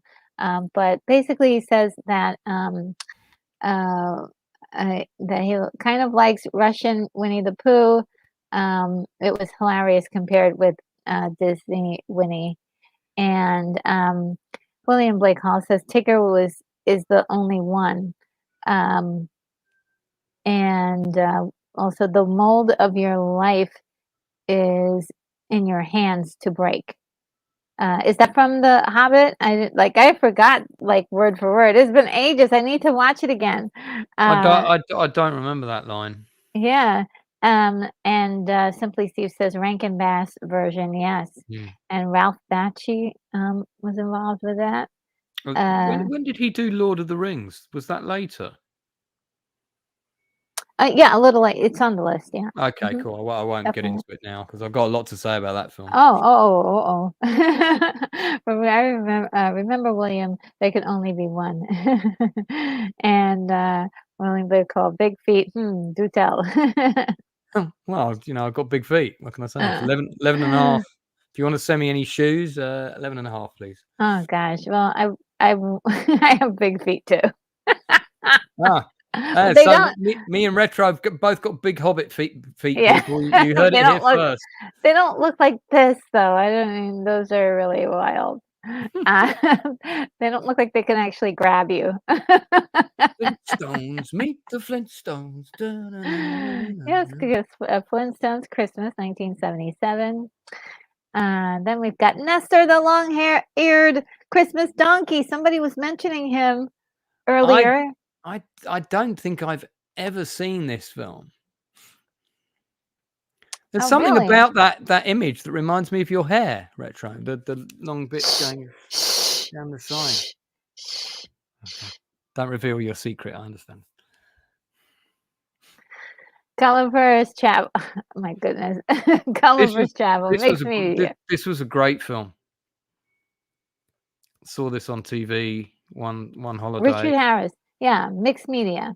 There's a couple of different versions of Gulliver's Travels that came out around the late 70s. There's a full-length live action as well, but this version is really good. Oh, okay. Simply Steve is correcting me. It's not the Bakshi version of The Hobbit. Got it. And Simply Steve says 10 rings, one to rule them all. And William Blake Hall, and in the darkness bind them. You guys remember all of the language. And writer says is Nielsen talking of similar foot size or hairiness of the hobbits? If it is the latter, you got my solidarity. I possibly couldn't comment further on this topic. And William Blake calls us Gulliver towers over everyone else. Yes. Yeah. Yeah, it's really good. Richard Harris is particularly really good in Ah, here we are. The Lord of the Rings, 1978. Yay! Now, I used to have the double album vinyl soundtrack to this movie, and I gave it away as a birthday present to this girl I fancied who wasn't remotely interested in me. And I'm very annoyed I did that because that vinyl record is so rare now. It would be worth a few £100. I really like this version of Lord of the Rings. It's pretty faithful to the book. Dialogue wise, it's pretty similar to Peter Jackson's version, but it was the first film that introduced the technique of rotoscoping, which put in layman's terms is that they would film live action sequences with extras for the battle scenes, and then they basically converted the footage into animation, and that's how they did a number of the battle sequences. And I really like the unique look that rotoscoping gave the orcs and stuff. And the actors, you got people like John Hurt doing the the role of Strider, and it's a good script. It's a good movie, and the original plan was to do 2 films, but because the first one bombs, they never did the second. So this movie goes up to the end of the siege of the castle in the 2 towers, but doesn't cover everything that the Peter Jackson film covers in the 2 towers. It's worth getting, and I own a copy of it on DVD. I like it. I give it like 8 out of 10. And Simply Steve says this LTR is the Bakshi version. Yes, Yeah. Finally we got there. I was jumping the gun. And Fighter says Nestor is my 3rd favorite Christmas donkey after the one in the small one, and Dominic, the Italian Christmas donkey from the song. I thought Nestor were the aliens who ate sausages in Battle Beyond the Stars. But, they were. Yep, they were. Yeah. This is just a different Nestor. Indeed. Different Nestor. But that's definitely the best Nestor ever, for sure. With the donkey? No, the Battle Beyond the Stars. Nestor? Nestor is awesome, people. Yes, it's an entire culture of hive-like creatures. Yeah, I really loved it. They really added a lot to the film. It was great. They did. I love that movie. Actually, it's my guilty pleasure. Puff, there's Puff the Magic Dragon. Everybody was looking for him. There he is, 1978. Yeah, I did see this movie because it has the song in it, doesn't it? If I remember rightly. Pretty sure. Yes, I did not see this movie. Victor says animated LTR was pretty great. Shame they only got through like half of the 2 towers, which is actually good. A good moment to cut short the whole trilogy to put them in 2 films. Also, just a little tidbit of information. Ralph Bakshi still owned the rights to the Lord of the Rings films when the Peter Jackson ones went into production. Oh, really? Yeah, and they didn't pay him anything because they sort of looked into it and they thought, well, if this guy's going to try and hang on to the rights, he's going to have to take us to court. And the studio investigated his financials and decided he was in no position to take them on legally. And he's interviewed about it. You can find the interview online. Wow. He just decided to let it go because he wanted to see the films get made anyway, and he didn't want to cause any trouble. But he did say it would have been nice if they'd at least acknowledged him, which I think is true. But whoever thinks film studios are going to be nice? Yeah, that is truly. I mean, if he's the owner, he should have gotten something from that. Yeah, I think they should have just given him an honorary payment offer to buy him out and left it there. I'm sure he would have taken it. Oh, yeah, that would have been a good idea. William Blake Hall says, "Hey, now Nesta was Captain Haddock's butler in the Tintin Adventures." Oh, really? I didn't know that. That's another good Nesta. Yeah, we should do a separate stream. Nestas in films. Just Nesters, wherever you can find them. Look under your chair. There's a Nestor. And then Simply Steve 68 says, "I stated before, Rankin Bass made a version of LTR with 2 towers split between it and the standalone Return of the King." And Fighter says, "Oh, Tintin, no love for the Kingdom of the Sun cartoon from 1970s and 60s. Good stuff." And I like the French made a live action Tintin film, and I think it was the late 60s, and it's actually pretty good. Oh, really? Yeah, it was always on in the summer holidays in the UK. And go ahead. No. Sorry, you carry on. Vitor says, "Puff, who became a Meet the Parents punchline by now." This is we won't elaborate further on that comment. This is Okay. Yes. When we don't know what you just said. No, I'm very naive about that sort of thing. Yeah, because I didn't understand it, but yes. Bugs Bunny in King Arthur's Court, 1978. Then we've got a Pink Panther Christmas, 1978. I used to like the Pink Panther show, and you always had that little scene where that he's getting in the car at the end, and Clouseau's trying to get in the car, and he doesn't get in the car, and the car drives off. You remember that? I don't remember that part. Oh, yeah. Yeah. This is the Retro Nerd Girl channel, isn't it? I think you thought you'd be retro Shut nerdy your about these sorts of things. shut it. Anyway, I'll get me coat. That's it, guys. See you later.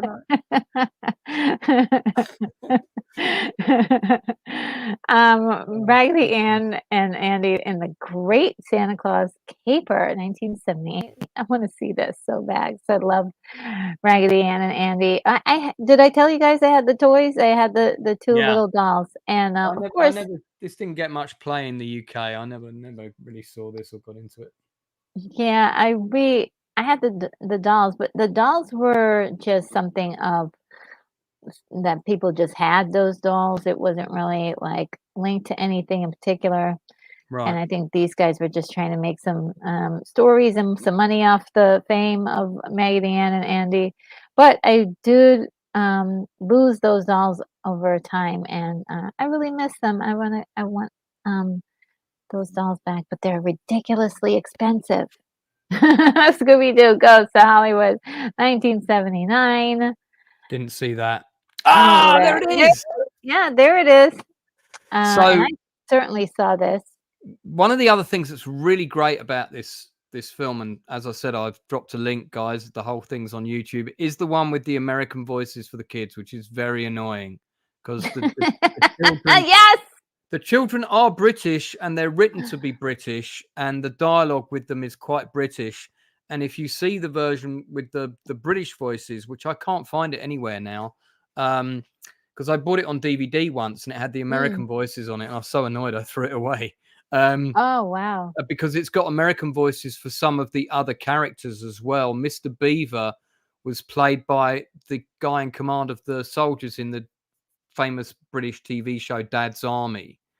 The Captain Mannering, the actor that played Captain Mannering, does the voice of the Beaver in this show, but in the American version, they cast him with somebody else, and it just doesn't work. It's not the same. But the music in this, if you listen to the score in this film, it is so good, and it's better than the score for the live animation. Oh, wow. Really good, really good. I mean, I could see like doing a different voice actor for something that's in a different language, but we're speaking the same language, right? Well, I mean, the thing is, it's based on a book. Wow. It's based on a book, and it's a group of British kids that go and they leave London because of the war, and Yeah. they go and stay in a house in the country. So it doesn't really, and the dialogue for the characters is very English, in terms Mhm. of just certain things are a little bit different. So I think that the version with the correct voices is a lot better. But if you can That's the one I watch, want to watch. yeah, I mean, that version was available at some point, but I haven't been able to find it lately. I mean, the Yeah. animation for this is, I mean, it works well enough, but it's it's very basic, but I still love it. I think it's great, great. And the Mhm. Mr. Tumnus in this film doesn't come across as a creepy weirdo like in the when James McAvoy played him, and it's like I don't want my children anywhere near that man. So we'll leave that there. Well, William Blake Hall says, I like the Pink Panther best in short adventures. Yes, and with the music and everything, it's perfect with the short adventures. That's the weekly TV show with the trying to get in the car at the end. That's the thing I was talking about. Yeah. And Viter says, Storytime kid who played live action 60s Tintin was found on the beach, seen by the producer, and the hair convinced him to screen test him. If this isn't true, print the legend. I've heard that story, and I believe it is true. And Brogo says, okay, it should have been worse. The voice actor should have been from the deep south. Hey, y'all, that was the grip. Oh man, well, I don't know. Like this is it's cute. I like it. I've watched the English the American version sounding. It sounds kinda corny in some areas, but the story is there, the elements are there, I liked it a lot, but, I'm just imagining how much better it would be if it was in, It is a if lot it was it is a voiced. lot better because Yeah.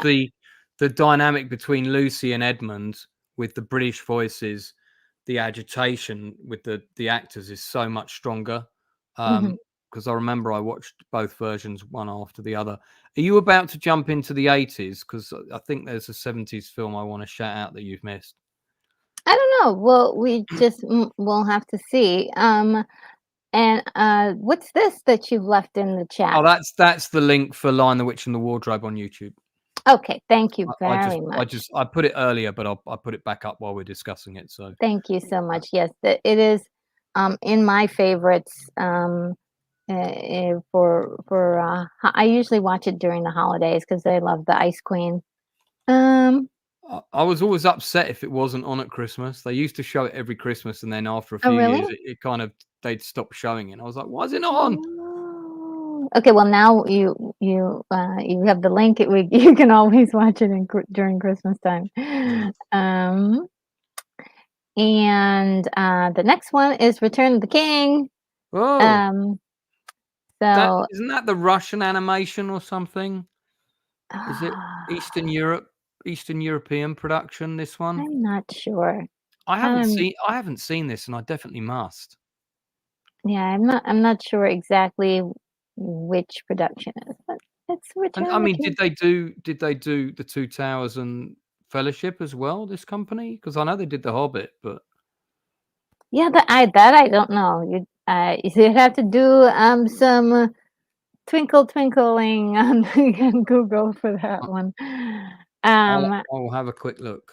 okay, and then we've got A Family Circus Christmas 1979. 1979 was a big year for animated movies. Mm. Uh, And we've got Jack Frost, guys. This is like my one of my favorites. I love this particular animated movie. It is so sweet, endearing, and fun. I love Jack Frost. He's one of my favorite characters too. It's a love story. It breaks your heart a little bit. It's bittersweet, and the groundhog is in it, so you Oh, can watch it. Yeah, you can watch it during Christmas, or you can watch it during groundhog season. So it's actually quite fun to watch. I love it so much. One of my favorites. sounds like a must. It is a must. It is a must to watch at least every year. And then Rudolph and Frosty's Christmas in July. That is another one that I love watching so much. 1979. We've got the Berenstain Stain Bears Christmas Tree. This is really, really touching. I love this movie so much. I watch it every year. You can even watch it on YouTube. It's on YouTube, guys. It's just wonderful. I'm sorry, I'm missing a whole bunch of your comments. Hold on. Um, And, no, this was the other half of Rankin Bass. And for the Return of the King. Okay. So gotcha, gotcha, gotcha. Fighter says, no, Rankin Bass, the Russian LTR is a live action teleplay, I think. Okay. And Rogu says, I love Jack Frost also. Yes, isn't it the best one of the best stories? Triumph, adversity. We've got Snips in there. I I've love it. I've seen the movie version, you know, like the live version. It wasn't that Robin Williams that did the voice of the snowman or something? I can't remember now. That Um, came out in I the 90s, was it? yeah, I wouldn't know. I don't it's not the same. It's No, not no, the same thing. I'm just saying I have seen that version. I'm wondering if it's the same story, but I don't know. No, I don't think so. Um, Father dies, comes back reincarnated as a snowman called oh my Jack God, Frost. that movie. No, that's not the Okay, same. yeah, Yeah. it didn't look like it was the same. I'll It's definitely a that was a mess. I definitely didn't. hot mess. Yeah, tonally, that film was a bit strange. Yeah, I was like, "What is this, a horror story? Yeah, Oh my I know, god." right? It's supposed to be for kids. It's like, no kid wants to go and see a film where the dad dies in the first 10 minutes. Yeah, You know what no, I no. mean? "I am your dad. Ooh, I've come back from the dead." Yeah, and I'm a creepy looking snow person. Yeah, no. Great. Look, I can appreciate a lot of films, and I've seen that one, and it's cute, but it's not my favorite. You know what I mean? Mm. This is my favorite. This is yeah, this is my favorite Jack Frost. And simply, Steve says Jack Frost with Buddy Hackett. Yes. As the voice of the groundhog, absolutely. Buddy Oh, Hackett was so cute in that. now Oh there's a gosh. talking groundhog in it. I've got to watch it. Oh, come on. Yeah, I mean, and he's got like a little he's so adorable. Look at his face. And Fighter says Michael Keaton as Jack Frost in the Right, yeah, 90s. that's Yes. right. Which So made it even more wild. creepy, you know? Yes. Yes, and Brogus says there was also a horror movie named Jack Frost. That's true. Mm. I saw a still of it the other day, and I was like, "Oh, no, thank you." Um, Simply Steve says in the 2000 version of Jack Frost was Michael Keaton as a snowman. And Vito says, "You don't like parents dying and kitty stuff. You just cut half of Disney's outings." Well, Well, no, I mean, look, that's not the issue. The issue is that that movie was weird. It was a weird one. It's a weird puppy. yeah. So we got to let's see, the Nutcracker Fantasy, which is a very beautiful um, animation My here. parents took me to see that at the cinema, and I was bored stiff. Really? Oh Yeah, and I wow. kept asking my mum to pass me more wine gum. "Can I have more See, wi yes, can I have another wine gum?" But yeah, it was just, 'cause I think it's got almost no dialogue in it, um, yeah, if it's the same one I saw, and yeah. It's very it's visual. done with kind of puppets and Hmm. people in costumes to some degree, I think. Yeah. There might be a bit of sort of Big Bird type situation, but, it would have been better film if Big Bird was in it. Big Bird presents the Nutcracker Fantasy. Well, you never know. If you watch it today, you might feel differently. 'Cause, I there's Yeah, maybe, maybe, yeah. Actually, you're probably a right there. different expectation when you're a kid. You're ready to see more action and stuff. But You're when talking you're about a kid that saw Star Wars 2 years earlier. He wants laser beams and spaceships, you know? yeah, and explosions and Yeah. flipping and yeah. Cinderella 1979. This one I believe is European. I think Uh, I saw that version. It was shown on TV once, I think. yeah. And now Oh, we've reached the 80s. Okay, so what did we miss? What did we miss? so, I've got a link, guys, for this film. I can drop it straight in the, chat if Retro doesn't mind. Nope, no Um, problem as so long as it's on it's YouTube. as long On as YouTube, you can watch it. It's like a sort of like a 50-minute movie. Um, and it's as I said, there were 3 films that I loved in the 70s, which was The Phantom Tollbooth, Lion, the Witch, and the Wardrobe, and the other one was The Talking Parcel, and also based on a book. It starts off with a carrot, not a carrot, sorry, a parrot, a talking parrot singing a song about moon carrot pie. What could possibly be better? And then it's he comes across a kid comes across a parcel that's talking, and inside the parcel is a talking parrot. And I think it's the main character is a young girl who I think wakes up on an island. She gets washed overboard or something. I forget the beginning, and it's about a kingdom that's under siege from these creatures called cockatrices, which are a bit like fire-breathing chickens. Oh, And right. the only thing that the kingdom can use to defense against them is weasels, because if a weasel bites a cockatrice, it turns to stone. But weasels are naturally cowards, so the girl has to go and meet the weasel king, and convince him to come and defend the kingdom against the cockatrice attack. And it ends with a massive siege on a castle. with the cockatrices attacking, and it's a really good, cute, lovely film. Great book as well, and I highly recommend it. And there it is for you to watch. So Retro is going to be straight on that as soon as the show finishes, because I'll tell you now, you're going to love that film. You're going to love it. And this link is the entire film, or is that That's the entire movie, I believe. Yeah. Oh, okay. Yeah. Thank you All right, to I'm gonna add it. Arvina's Losherger for putting it up on YouTube. And Viter says, you joke, Nielsen, but if Rizzo from the Muppets was the Rat King and anything Nutcracker, the film would be immediately better. Actually, that's a good role for her. Now I think about it. And William Blake Hall says, Sesame Street once had a feature called Monster Piece Theater. I would love to see a movie hosted by Alistair Cookie, played by Cookie Monster. Yeah. That would be good. Yeah. Okay, so we're into the 80s. Yeah. Okay. Let's see. We've got the Animalists. Oh my God, I love this film. I have this on DVD. I used to have it on VHS. It is a brilliant movie. I love this movie so much.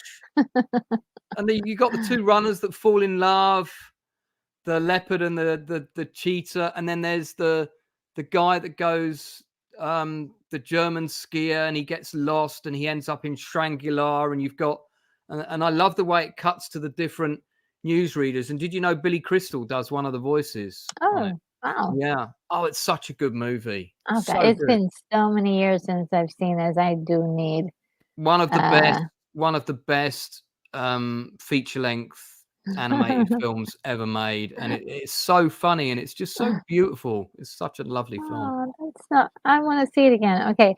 Like also says, Outcast needs to bottle and sell his enthusiasm. I do. I wish I could. It would be worth a lot of money. Then we have oh my God, Amazon.com, not really, but Yogi's First Christmas. Yeah, okay. Well, can you sense my lack of enthusiasm for this? Fox and the Hound. That's a 1981. sweet film. That's quite a sweet movie. And The Secret of Nim. Saw that at the cinema. Okay. Grandma in action. We've got Dominic D here. Hello, Dominic D. Hi, Dominic. Hi, RNG. Hey, everybody. How are you? Nice to see you today. Secret of Nim's a really good, quite a dark film. Is it? That's what I heard. I heard that it's darker and yeah, because I don't think it was a Disney. I think it was an independent. Should it be on this list? Should it go to the mature section? No. It's a children's film. It was released as a PG. It's just got some dark themes, but it's perfectly suitable for kids.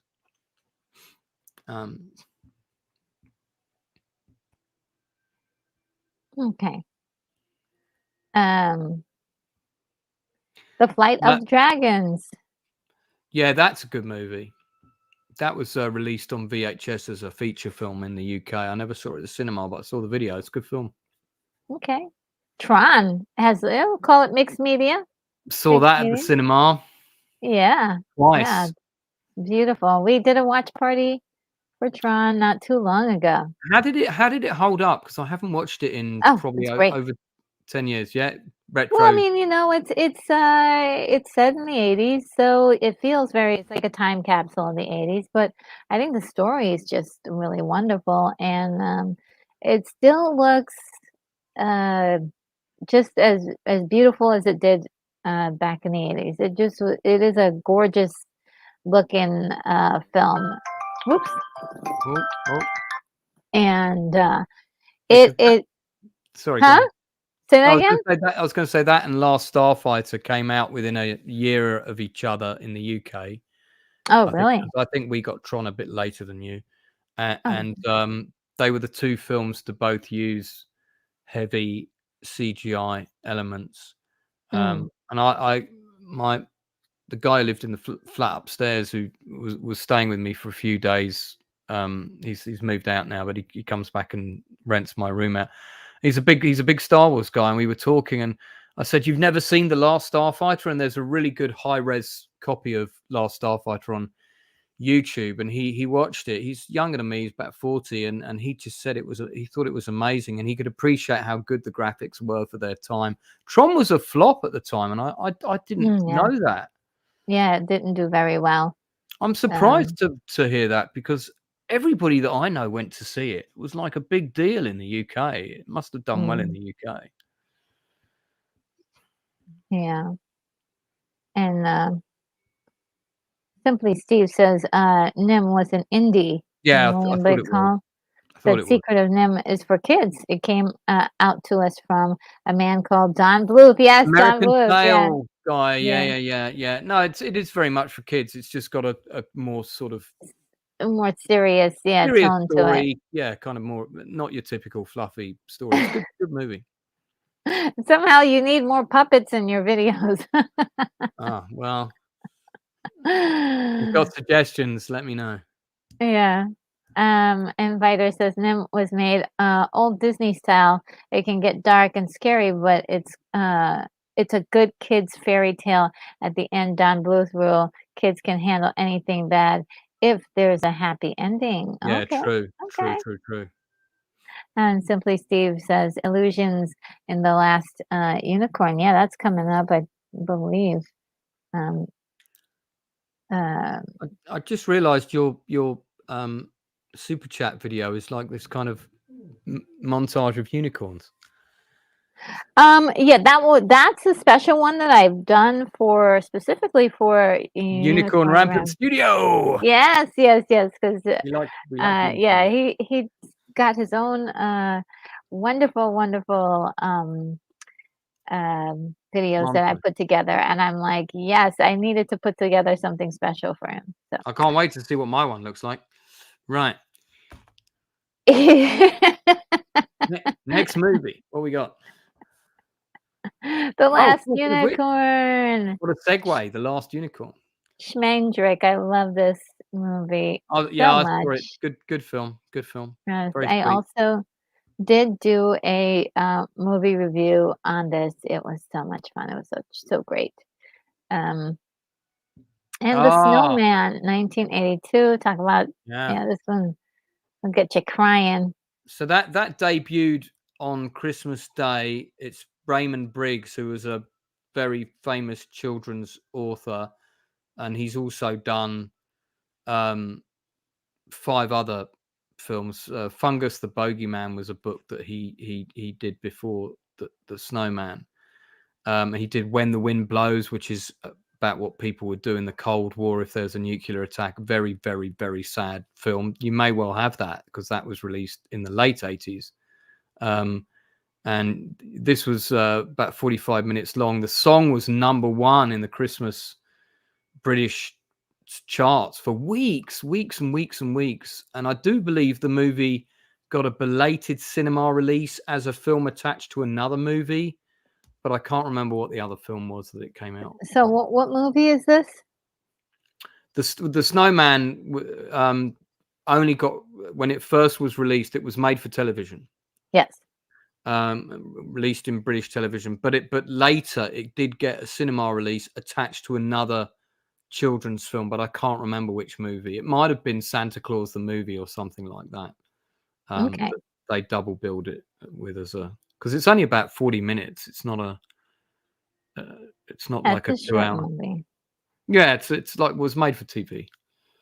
And then we've got Wizard of Oz, 1982, which That, I never saw this one. I haven't seen that version. I've heard it's fun. Oh, yeah?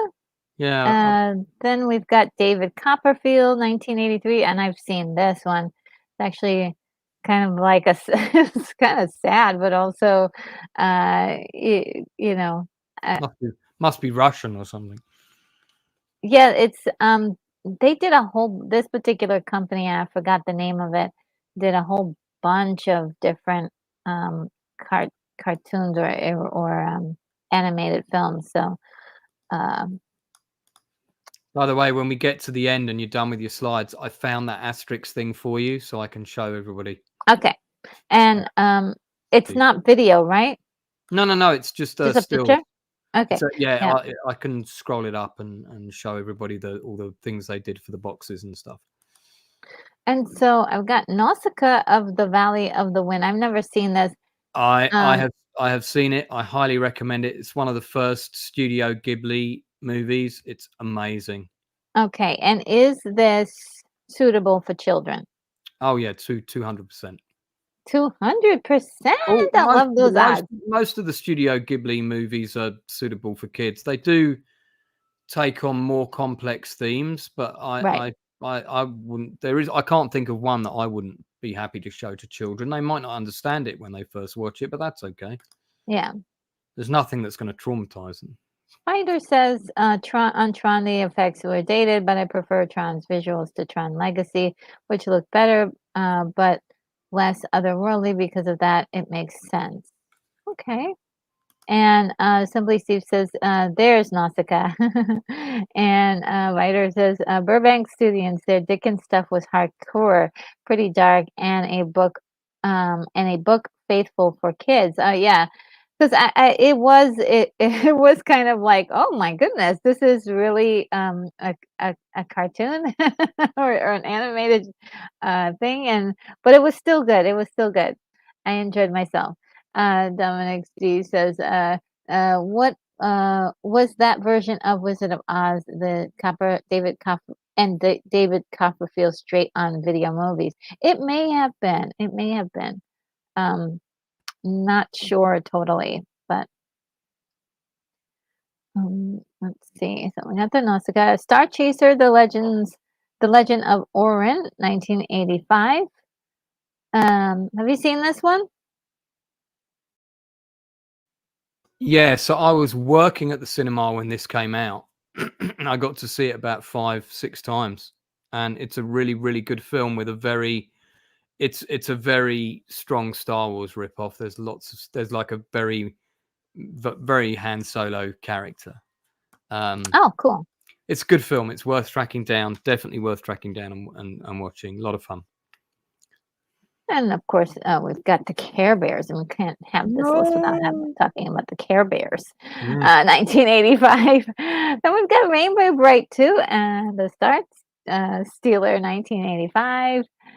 And then we've got the Black Cauldron, 1985. And for those of you who remember our show last week, we were treated to a little behind the scenes information about that from an animator, our friend Steve. This film's really interesting Daddy. because most people don't even know about this movie. Unless I'm mistaken, this is a Disney film. Again, I was working at the cinema when it came out. Now, I used to have the sticker book. You remember you used to get sticker albums, and you'd buy the packets, and you'd get like 7 stickers in them, and you'd have to put the stickers in the sticker book and I don't recreate scenes from the. Well, I had the sticker album for Black Cauldron. I had nearly all of the things for it, and it was a really, really good movie. And at the time, Disney had not made a film like this. And this is one of the ones I don't know about now, but it's one of the ones that they didn't release on VHS. I don't think it got released in Europe on VHS at all, and I'm not sure it's ever come out on DVD or Blu-ray either. And I don't know if that's a rights issue or what the reason is for that. But it's a great film, fantastic movie. Oh gosh. Well, yeah, let's see. Dominic D says that the Black Cauldron was a big flop when it was released in theaters. And Brogo, you're so sweet. Has given a $4.99 super chat. Thank you for being you, Retro, with an emoji of an astronaut and a rocket ship. So thank you so much. Let me get you a nice thank you video. Let's get you. I get to dance again. Yeah, you'll get to dance again.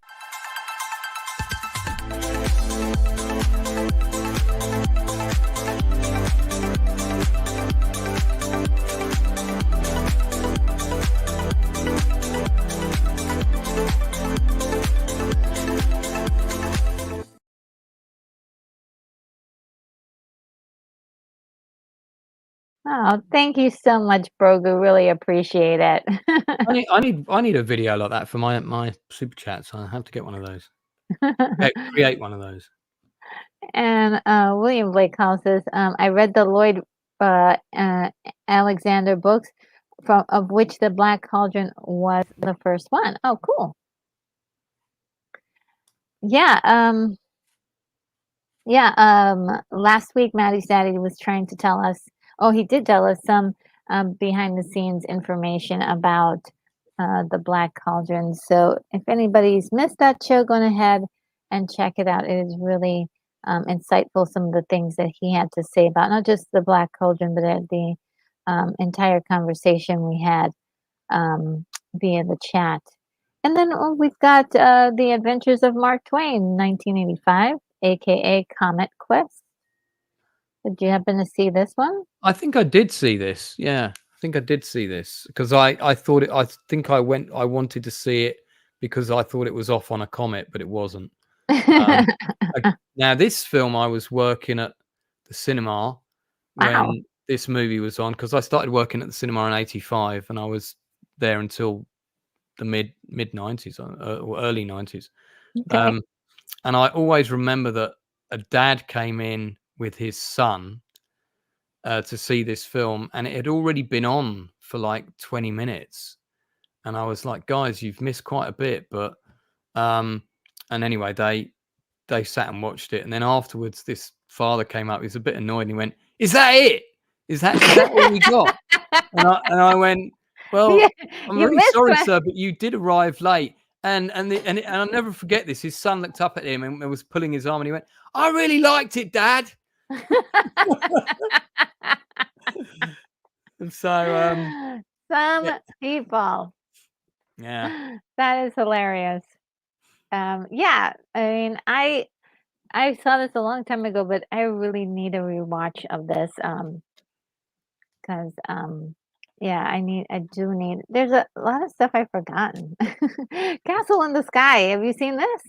yeah. I think it's another Studio Ghibli. Mhm. Great film. Um, yeah. I don't. Sorry, Vito's just saying in the chat about Black Cauldron being available on VHS. Not in the UK, it wasn't. It was a it was Oh. it was a big thing that it didn't get a release in the UK on video, and I don't know why that was, but it was not released. I don't know about now. It may well be widely available now. In fact, Mhm. I'm going to go and check on Amazon and have a quick look. But for a long time, it kind of came and went in the cinema, and then that was why a lot of people didn't remember it because it wasn't readily available. Mhm. Certainly So not in my. just, that way, I can read it out, just I won't read the all of it, but it says, Vito says, "I remember in the 1990s, Black Cauldron could be found on usual Disney book version, VHS, less distributed with but undistributed." And, William Blake Hall says, "Is that all there is? Is that all there is? Is if that's all there is, my friend, then let's keep dancing." And a writer says, Transformers, traumatizer of generations. So, Yeah. Black Cauldron is available on DVD now. Just to Mhm. let you know, the Blu-ray of it, if you buy it in the UK, costs £45. Eek. Yeah, I mean that's like $60, but the Um, DVD is only a fiver. So, but the I guess Blu-ray's got a we'll much be cooler yeah, cover. yeah, I guess we'll still be buying DVDs. I'm not. Oh, I saw this at the cinema with my first girlfriend. Oh, that's cute. Yeah, The Great Mouse Detective, 1986. it was a really sweet film. Release the Uh, secret weapon. I'll never forget that line. Yeah, it's a really cute movie. Oh, and I saw this with my first girlfriend as Yes, well. An American Tail, 1986, with Bible in it, right? Bible? Somewhere out there beneath a pale moonlight. Isn't that the song from it? Maybe. I don't guess what? I did not see this movie. Ah, Well, first of all, when you're for me, I didn't like the critters. I didn't like critters, and so, like, Oh, okay. stories So about mice? Oh, no, no thanks. so And so yeah. you've got a no vermin policy when it comes to your when it comes to your Well, leading characters in animation. then I saw Ratatouille, and I was like, "Really? I love this, so I've gotta go back and watch all of these." Well, that's interesting. That's interesting. Yeah. That was the film that changed your mind because that was one of the themes of the film. It was oh my god, it was strong with the with the rat force. Yeah, it was strong with the rat force. That's very true. Yeah, I was like, "What is this gross stuff?" But it was a great story. So I'll have to come back and see this, and, they did make a sequel, Fievel's something. Rival Goes West, Yes. which I also saw, not with my first girlfriend because we'd broken up by then. Oh. Yeah. So we have, The Littles, Liberty and the Littles. I used to love The Littles show. I've never even Um, heard of this. yeah. Yeah, have you heard of The Littles TV show? No. Yeah, oh, the Littles, they're so cute. They're little people that live in your floorboards in your bedroom, and We had a live action TV show, called The Borrowers that was about that, little The people that Borrowers, yeah, yeah. that's another kind of show. That show, I think that show gave me nightmares when I was a baby, Oh, like a dear. really, really little. That was just because of one scene. But otherwise, yeah, I used to love these Littles.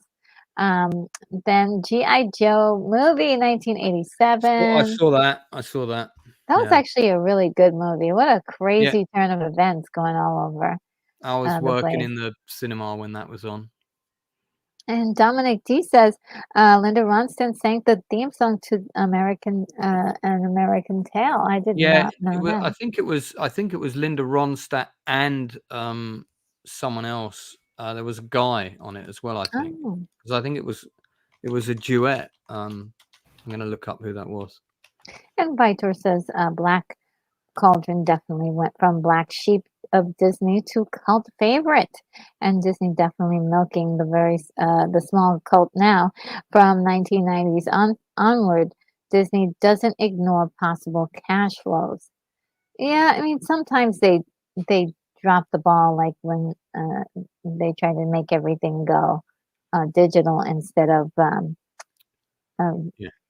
you know physical media. James Ingram was the person who James sung. A. Oh my gosh, yes. Yeah, he sung the song with Linda Ronstadt.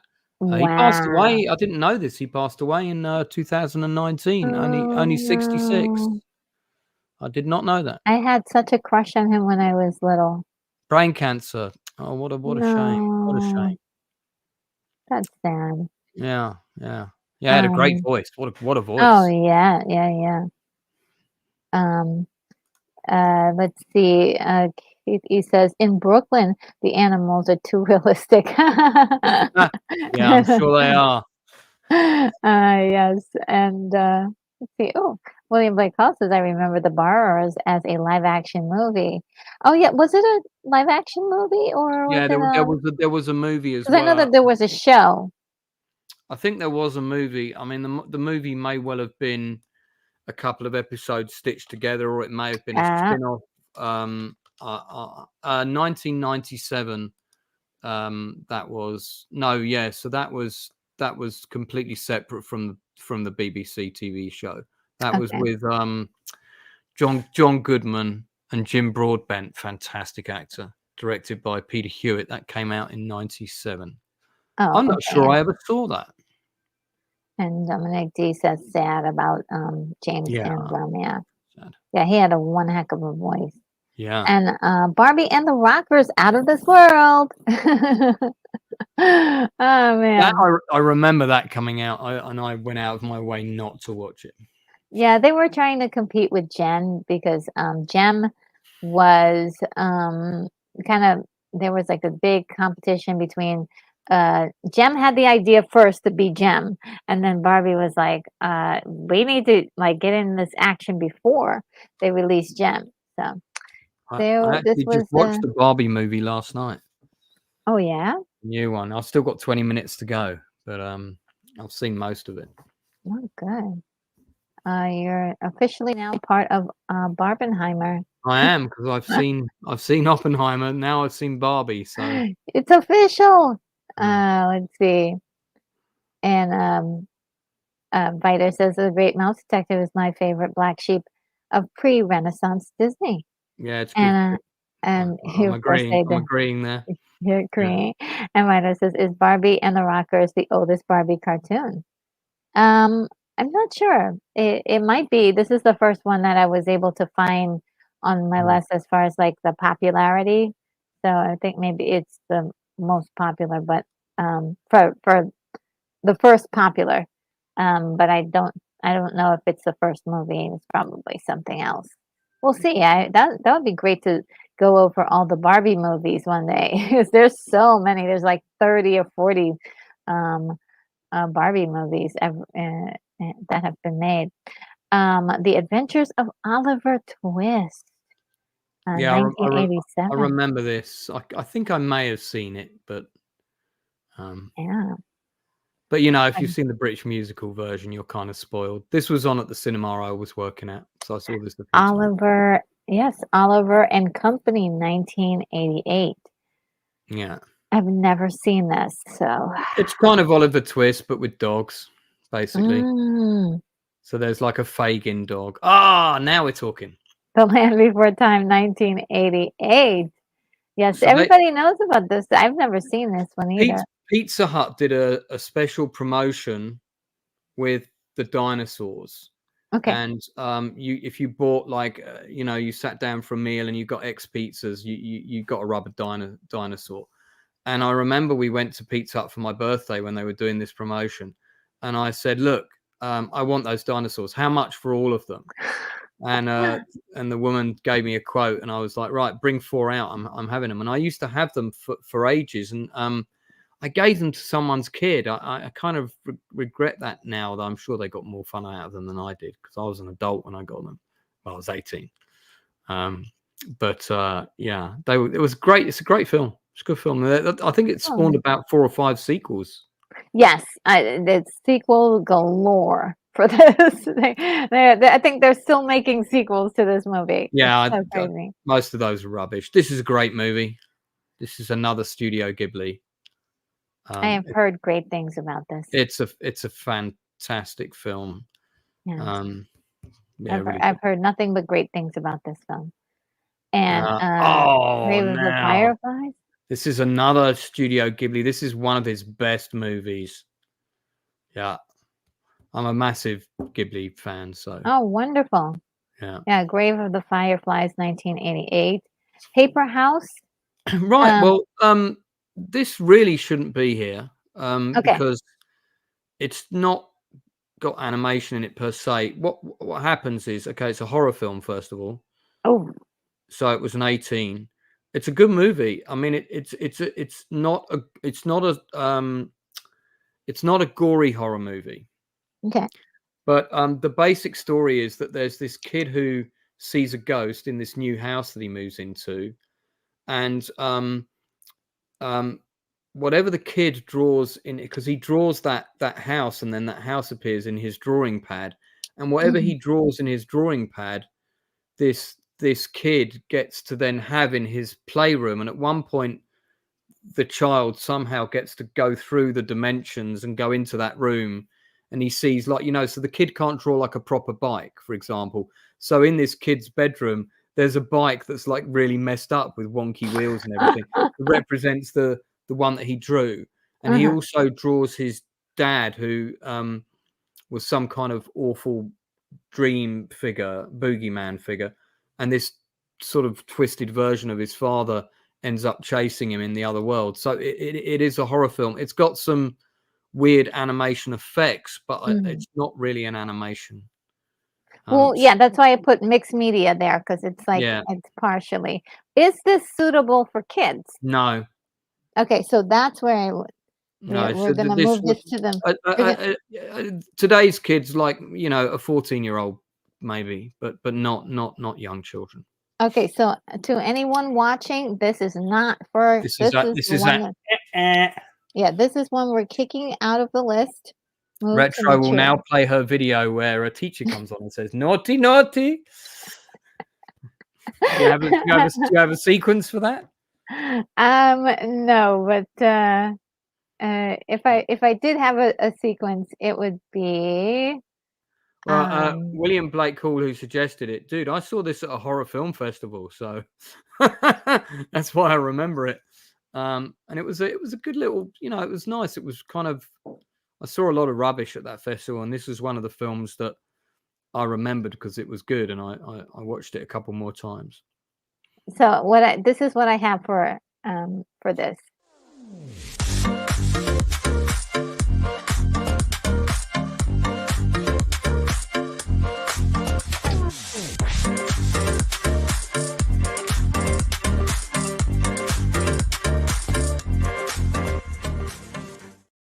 It's the same as the Lance gets told off video. I like it.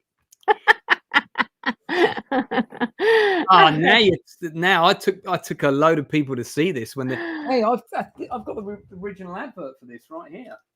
I took a load of people to see this not for my birthday. I just I saw it in America in '88 because it's in my book. Yep, And 88. That's your year. yeah, well, that's the first year I went to the States, and this is the cinema that I used to go to. So these are all the films that were on, and look, there it is. See that? Cool, huh? Oh, wait. Keep it up there. Yeah, right next to Die Hard, the best film of 1988 by far. Oh, and one of my guests that's coming on, by the way, in a couple of weeks, he was the main makeup artist on The Blob. So Cool. Jeff The Farley, who Blob. did Oh, the Blob wow. Yeah. remake, who did all the gory effects in The Blob, he's coming on my channel. He did 2 Mhm. seasons of Babylon 5 as well. Yeah, for The Blob 88, the Great effects film. look really, really good for even today Good standards. movie. Yeah, Yeah. good movie. I really like that film. So, yes, Roger Rabbit, a great, great movie. What a brilliant 5 Amazing, minutes. amazing, The amazing. opening 5 minutes is so good of the way it sets up the film. Do you remember? Um, It opens with a Roger Rabbit cartoon with the baby. oh, yes. And Oh, yeah, great. Yeah, it's great like stuff. an over the top Tom and Jerry cartoon kind of thing. Yeah. And then it suddenly pans out and they do a cut, and you can like see the set, and there's somebody moving the matron's legs around and Mhm. all of that stuff. And the baby turns into a grown man in a way. He was always a grown man. Yeah. Yeah, and he gets And, his cigar. so William Blake also says dabbling in watercolors, Yeah. Eddie? Yeah. Work's been slow since cartoons went to color. My favorite line in that movie. And, Biter says, Die Hard, Christmas classic, not a family movie, LOL. Absolutely not a family. Well, you could if you wanted to. I'd be showing that film to my kids as soon as they were old enough, though. Remake of the Blob and Babylon Fine. All right. And Dominic says Eddie Murphy Coming to America was playing there too. Yeah, it was. Um, I saw it on the same day. I saw 4 oh films wow. that day. And Roger Rabbit was the second movie I watched, and The Blob was the last. Yeah. Oh Four wow. And Brogus says, films. hey, they were showing the Blob, and I saw that. Even bought the Blu-ray. Oh, cool. Yeah, I need to get the Blu-ray of that because it definitely deserves to be in the collection. So yeah, Roger Rabbit, one of my favorites. It's such a great movie.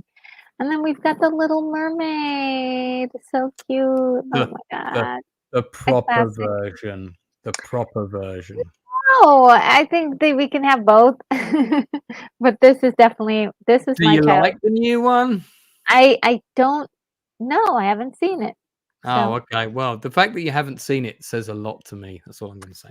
well, not really because I don't get to see movies very often, but Oh, okay. It is out. It's out to watch on the Disney Channel now. oh, okay, great. I'm gonna try to see it soon. My schedule is just so messed up and crazy, but I do want to see it. And this one, I did like.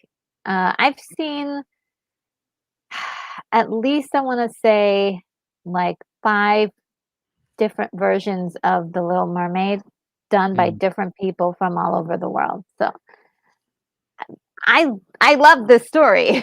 This is really good. Which is your favorite of the ones you've seen?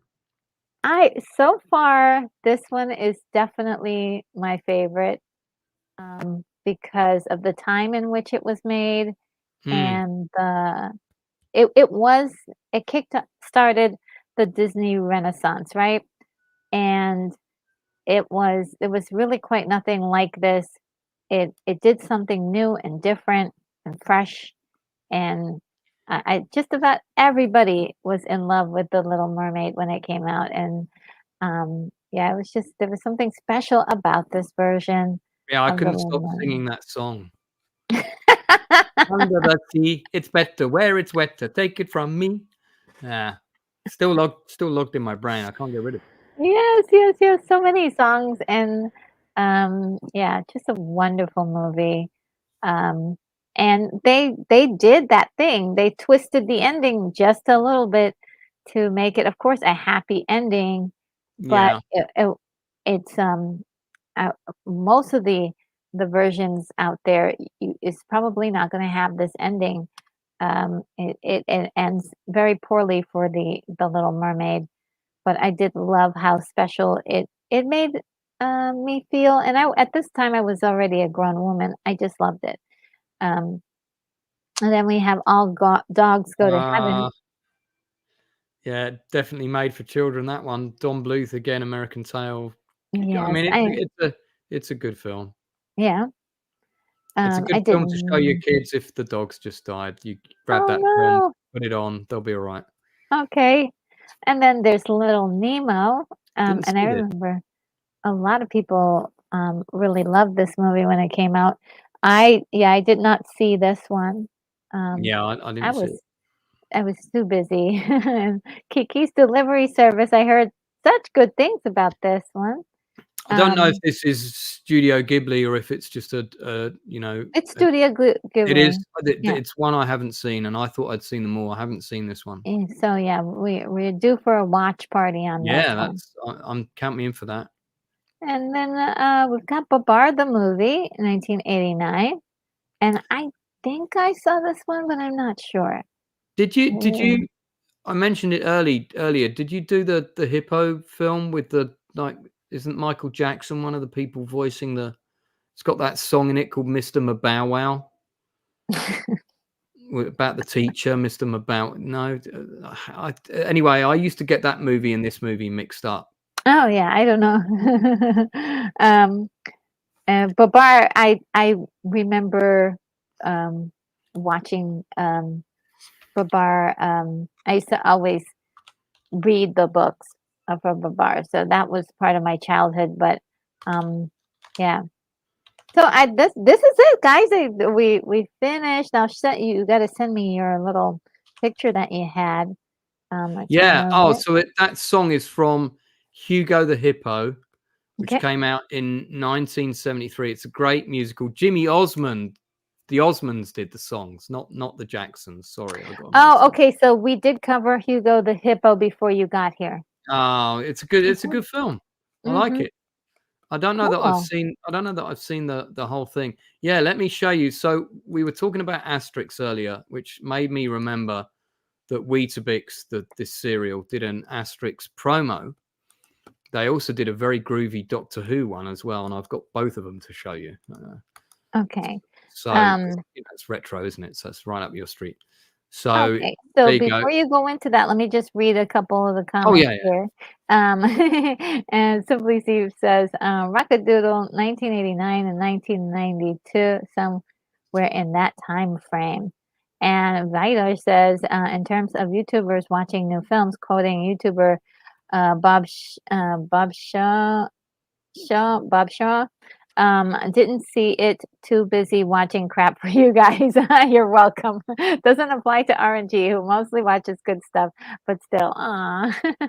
You Oh mean most? man. Thank you.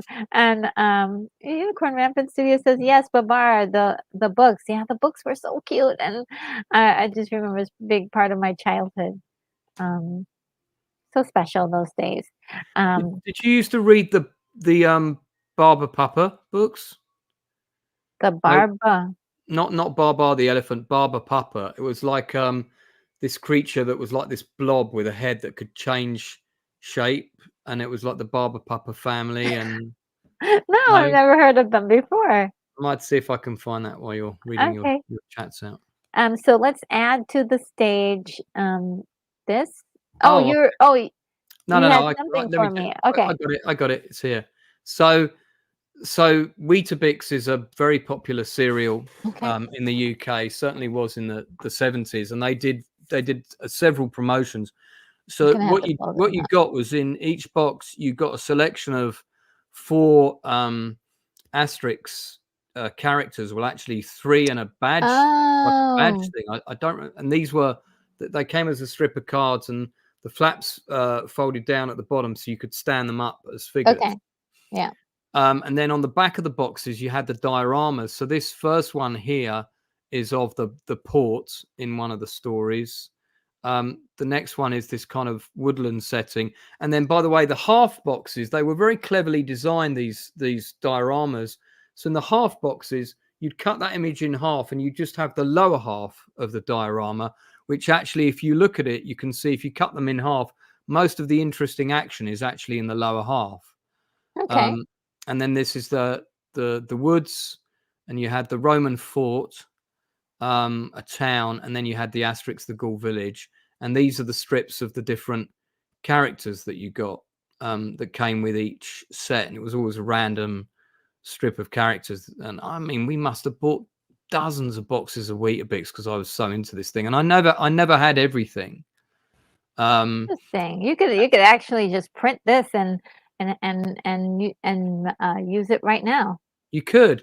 Yeah. So the Doctor Who one, which is this Okay. one, same principle, Oh, cute. and it was very cool. And I did Weetabix. I had all of the dioramas. I don't think I ever got all of the figures, but yeah, they had one selection with Nice. these, and then they did a later one where it was 4 sections of a board game, and if you got all 4 sets and you put them together, you had like a Doctor Who board game.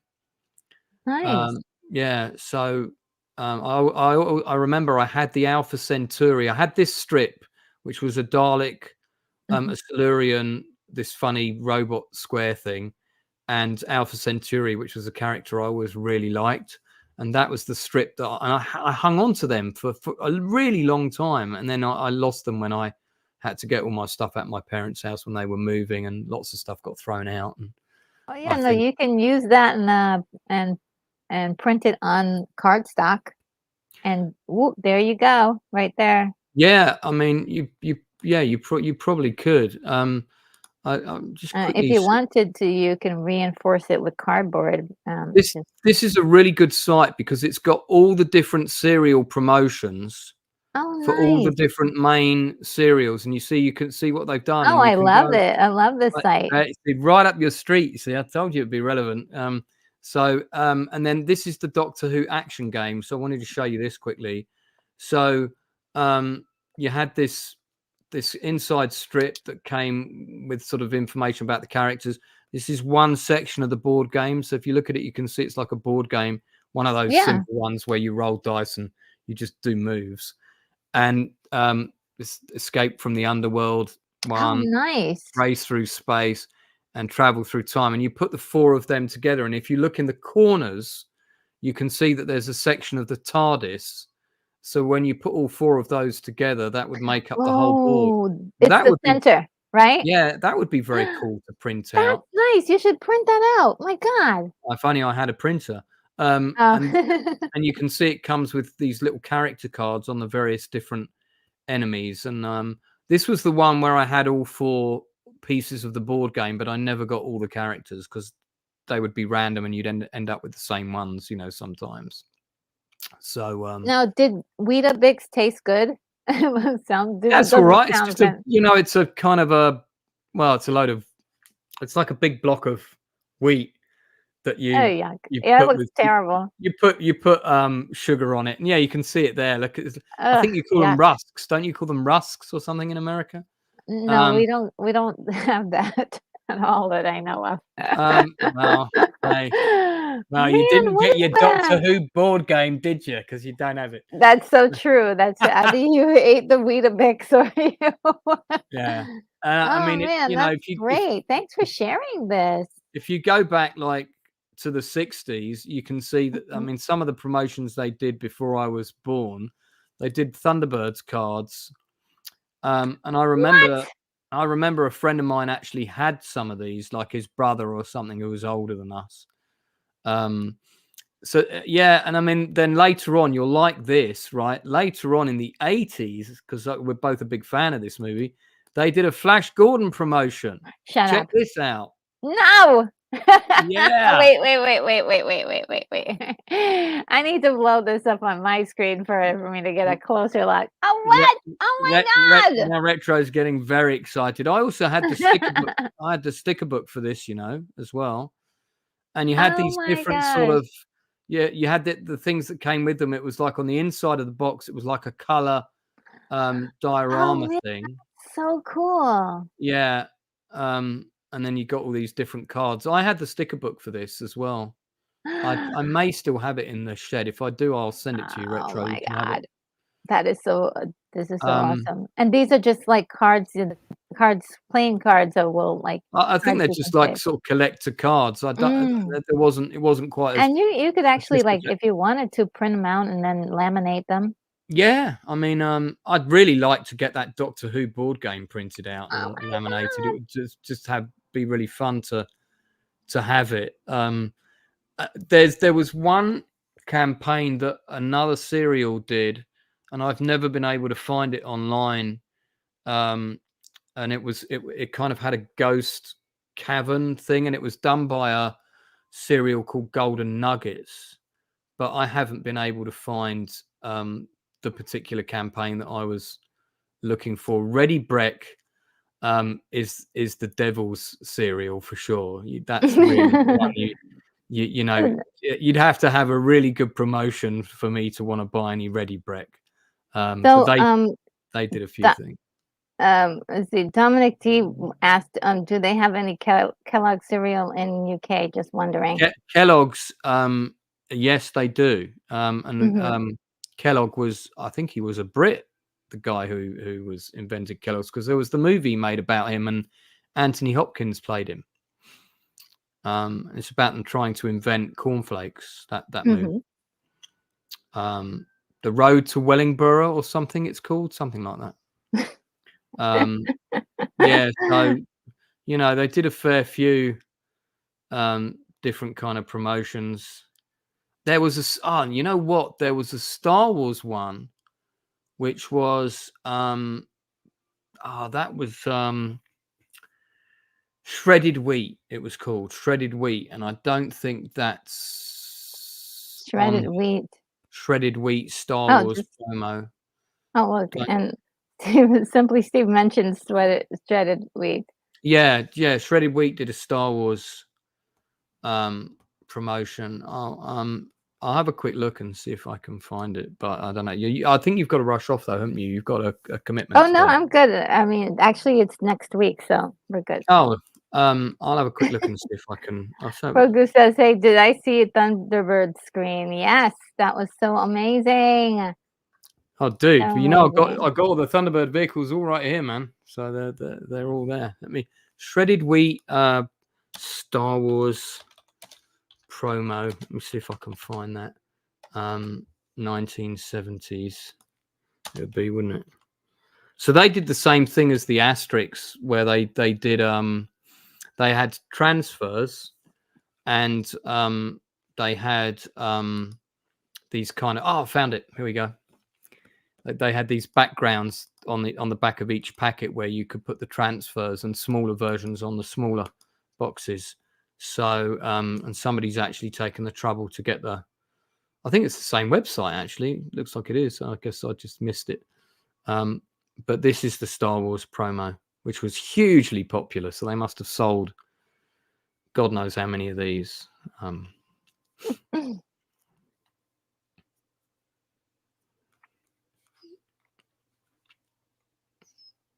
Did you want to share this one? Oh yeah, let's share it. Woo, guys, it's happening tonight. Everybody's getting cravings for shredded wheat and Weetabix now. So this is the this would come with, each of these would come with like a set of transfers. You know, if you remember transfers, do you remember them? You'd get like a set of figures on a letter set, and you scrub them out and you put them on the diorama, a bit like stickers. Oh no, we didn't have. Well, at least I didn't see any of those. So you had a range of dioramas. So there's the corridor from the beginning of A New Hope. You've got the prison cell section, the Millennium Falcon just before takeoff, and the place where Vader has the fight. These were the transfer stickers that you would get with each set. Oh, cool! And you can just put them wherever you wanted to. Yeah, and you basically scrub them. That is nice. There's some with these are some with the transfers actually added, if you look. So someone put the transfers on. And it was funny because you always got characters that were, some of them were much smaller. So the idea was to try and work out the perspective on the diorama. So you put the ones that were much smaller a lot further away. I thought that the Star Wars trench attack was part of this as well, but maybe I'm probably just misremembering.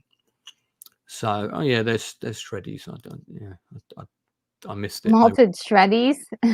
Yeah, so Shreddies did a whole load of different promos as well. The Star Wars one is the one I always remember because it was. How come I don't remember shreddies? They probably did a Star Wars promotion in America, but it might have been with a different brand of cereal, because maybe they did. Oh, that's the other one they did. They did Battlestar. Oh, was it just called shredded wheat here? Shredded wheat. Yeah, it was called shredded wheat actually at one point in the UK. Oh, so you guys called it malted shreddies. Check this out. This is the Battlestar Galactica one, which actually I think is a lot better. And you've got the attack on Caprica, the Viper launch bay. Right quick, I just wanted to say good evening to William Blake Hall. Says, I'm going to go forage for dinner. I have a noon appointment next Wednesday. So I guess I'll catch everyone next Friday. See y'all. Thanks, William. Take care of yourself, and awesome talking with you tonight. You have a good one. We'll see you next week. And you've got a super chat. Oh my goodness. Oh, thank you, Dominic D. Thanks for the great live stream, RNG and Lance. Oh, well, thank you. It's just a lot of fun. We're just doing what we love. I do adore doing stuff like this and spending time with you guys. Right quickly, let me just find a nice thank you for you. I do have a special one. Let me find it. Here we go.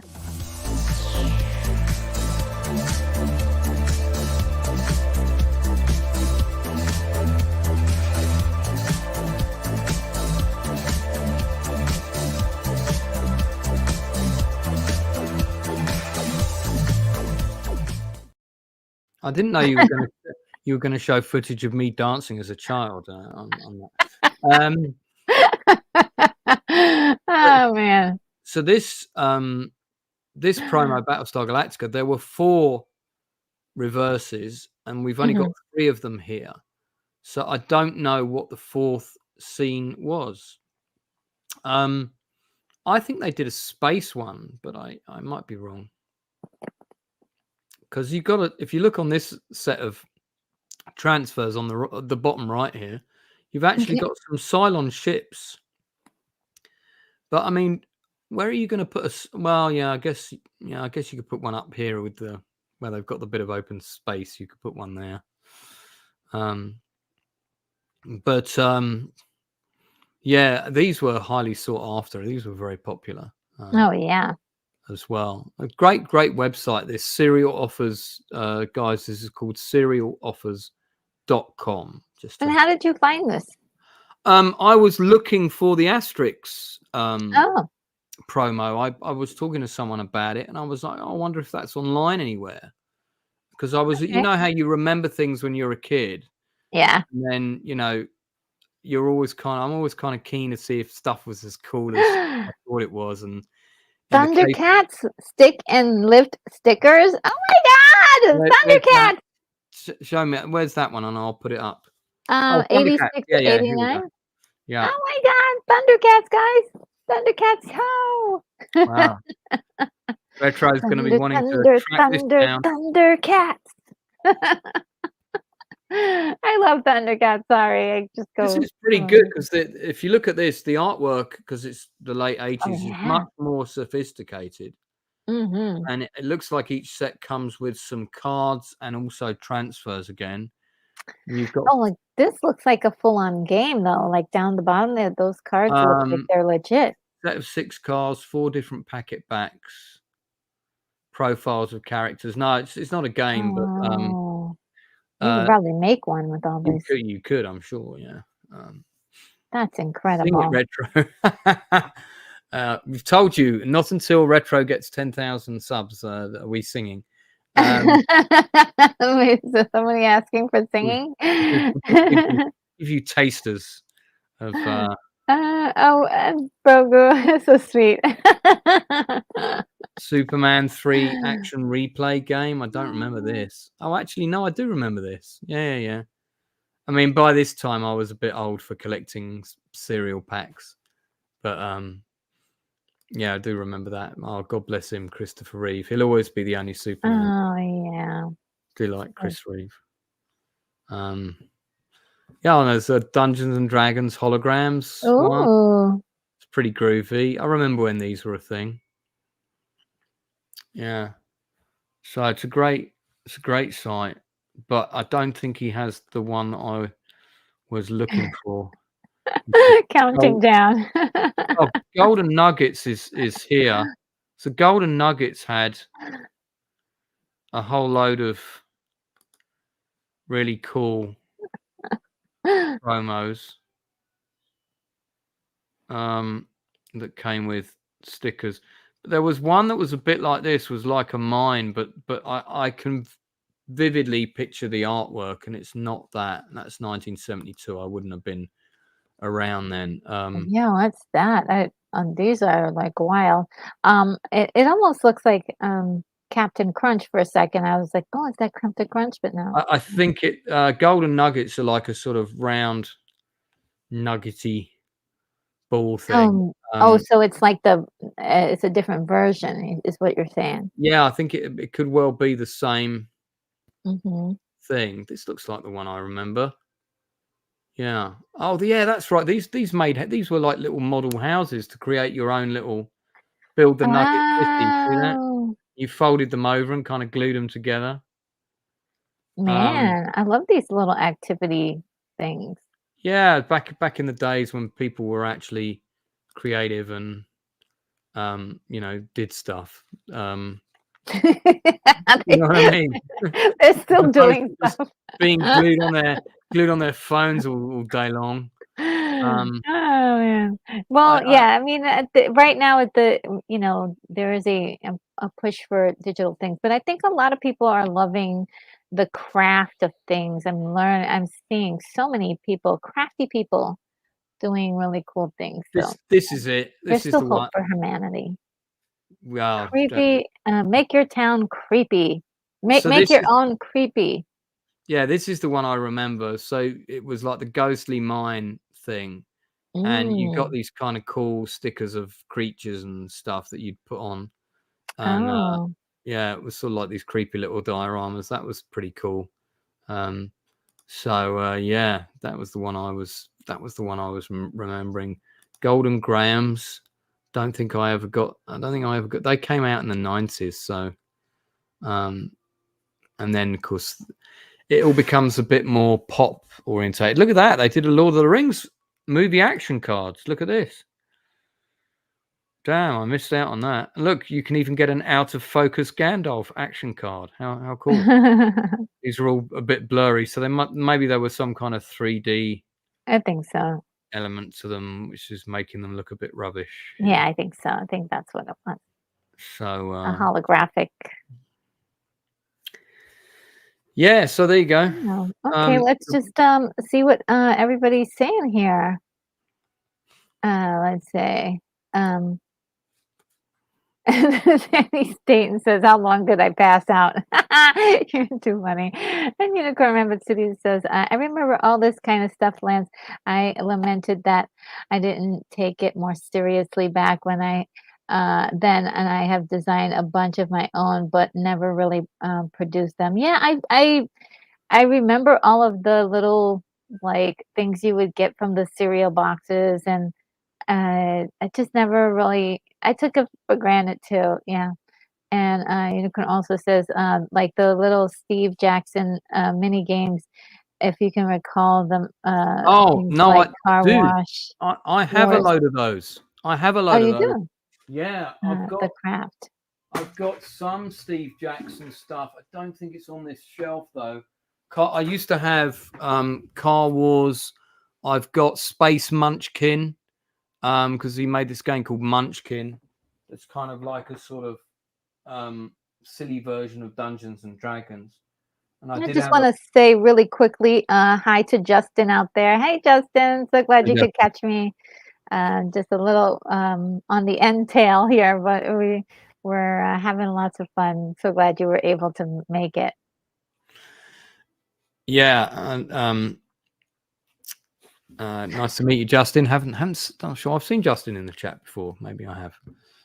Uh, And Unicorn Rampant Series says maybe not humanity RNG, but perhaps individual humans. Yes, and I said earlier that maybe there's some hope for humanity. And Virgo says Lance has a point about people being creative. I don't see too many Princes or Michael Jacksons today. Oh, mm. yeah. Yeah, those were really talented people, and yeah, I hardly ever hear of the prodigies like that anymore. But I'm sure there's somebody out there. Unicorn Rapacia says I mostly collect TSR stuff, but I have a little bit of everything.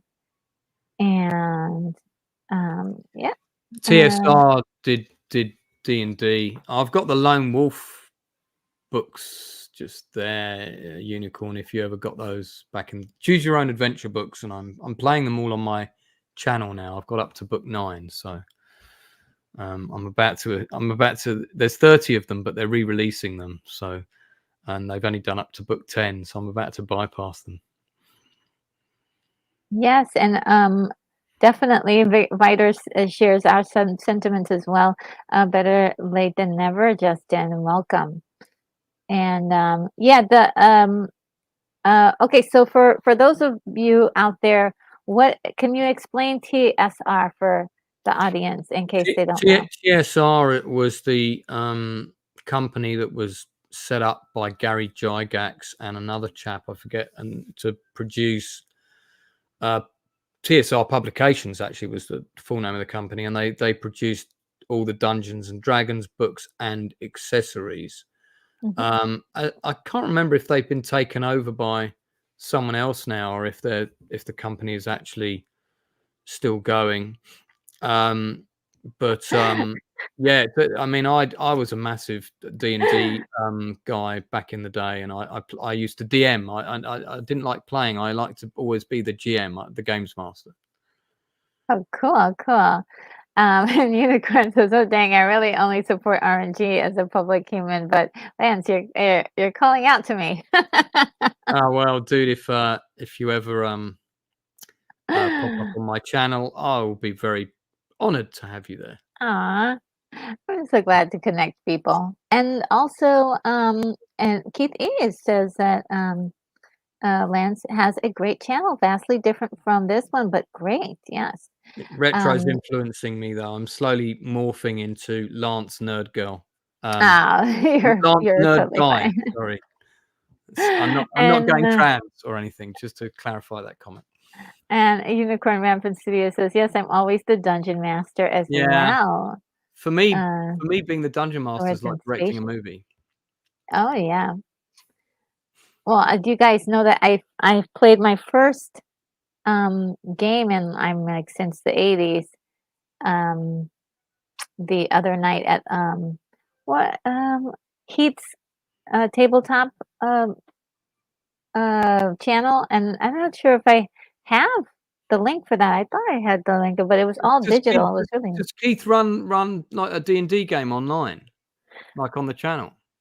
well. He's created games. He's also created some games. He's such a great. He's so great. And he also has like he goes through different games like almost every morning. Like he'll go Right. through like hundreds of games he's gone through, just talking about the rules and some of the things that are going on. Let me see if I could find that one video. Maybe you could find his channel.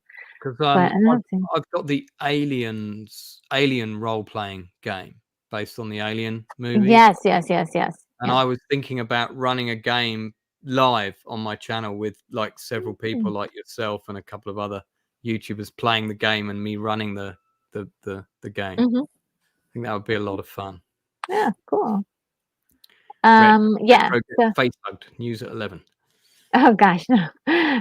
Yeah, so, I think the name of the channel is, Dinner and a Board Game. That's the new name of the channel, but, Heath's Geekverse is the channel that Heath does a lot of reviews of all of the different games that are coming out. He's got hundreds and hundreds of games, and he's also I developing games as I well, didn't know so I didn't know Keith even had a channel.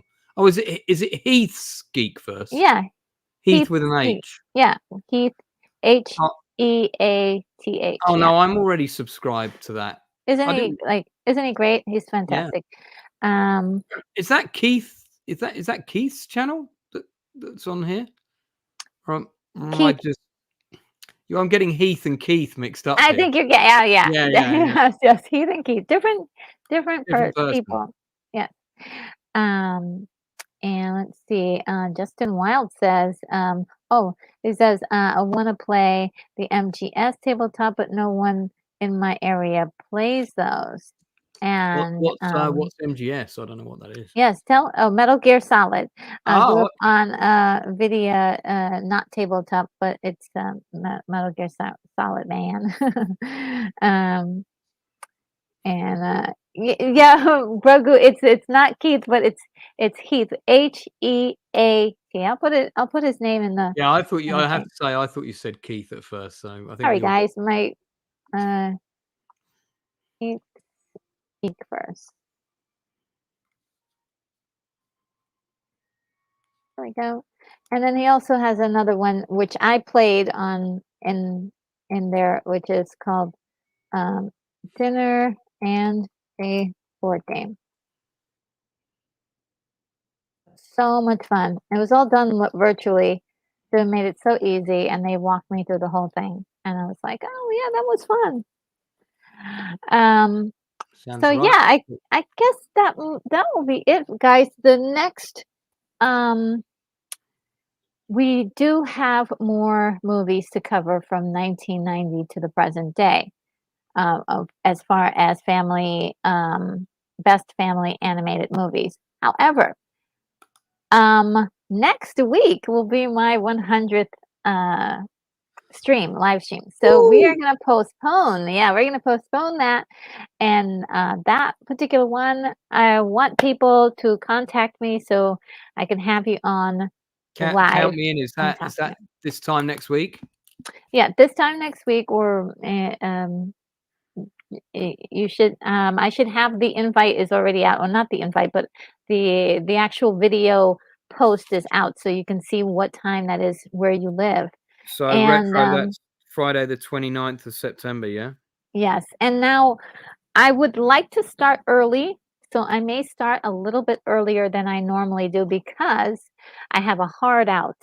Like I need to be out of there because I have to go do a special live taping, and don't want to miss that. But it will be more than enough time. I believe 2 hours and 30 minutes would be great. But if I start a little bit early, I could go on for 3 hours. So, and Dominic D says, "Congratulations on 100 episodes." Yes, thank Mm. you. It's so great, so great, so great. And I'm just in enjoying the live streams. They're really much more rewarding than I ever thought that they would be, and it's just been fabulous, fabulous, fabulous. And Grogu says, "Good night, sleep tight, and don't let the bug buzz bite." That is the way. I hope so. Indeed. Yeah. And yes, with that, I am going to bid everyone adieu. Oh, before I do that, I just wanted to just say quickly um, what is coming up next for us. Okay, so Mm. let me get the next live streams. Of course, tomorrow we are going to be watching Lost Boys 1987, guys. Oh wow! That I is met going to I be. met I met Joel Schumacher. You know, I got a photo with him. Oh, really? Oh, that's Yeah, awesome. Yeah, Joe. he was really nice. He was at a screenwriting conference thing that I was also a speaker at, and he was a speaker there, and I got to meet him just before he jumped in his taxi and headed Oh, to the cool. airport. I was surprised when he passed away because he was in incredible health when I saw him. Mm. So I thought he would live a lot longer, but What year was that? yeah, that was I think I met him in 2014. Oh, wow. Yeah, so it wasn't that long ago. I mean, About 9 years ago. yeah. So you're doing Lost Boys tomorrow. Yep. Well, I'm doing the Longest Day tomorrow. okay. But Um, I don't think it's at the same time as you. I think I'm well, that would earlier. be good if it's not at the same time, but Hey, don't mention it, Lance. If it's at the same time, keep quiet. I hope it's not. I don't think so. I don't do live streams every Saturday, but I do a watch party occasionally, like Yeah. one a month maybe. Well, okay, so Lost Boys is tomorrow. Um, and next Wednesday we are going to be looking at Ahsoka episode 7. That will be the 27th of September. Me too. Then yes, we will both be Um, doing it. we're normally on And like then right after me on also, that one. yes, he'll be on like I believe 2 hours before I will then do mine. Yeah, give And or then take. yeah, and then on September the 29th, it will be my 100th live stream, and so you guys, if you're interested in showing up, go on ahead and email me, and we'll see about doing that and getting you on here. And then we've got a watch party on Saturday, the 30th of September. It will be Silent Running 1972. So finally, I'll be able Oh, to watch that movie, yeah, and that will be my first time watching as well. you've not seen it. Yeah. It's so good, man. It's such a Yeah. good movie. Yes, it will be so amazing. I do, the excitement for first time watches for me is just like, it's way up there. So I don't know. I'm really happy about that. And Unicorn Have you Rampant got a big Studio, telly you can watch it on? Big TV? no, just my screen here, but it works. It works. Unicorn Rampant Studio says, saw that in the theater and loved it. Lost Boys is just incredible, isn't it? It's just so good. I Yeah, do love it. It's like a wonderful 80s bonanza for me. I love it. I love it. Love it. I think it's in my book. I think it's in my 1988 book.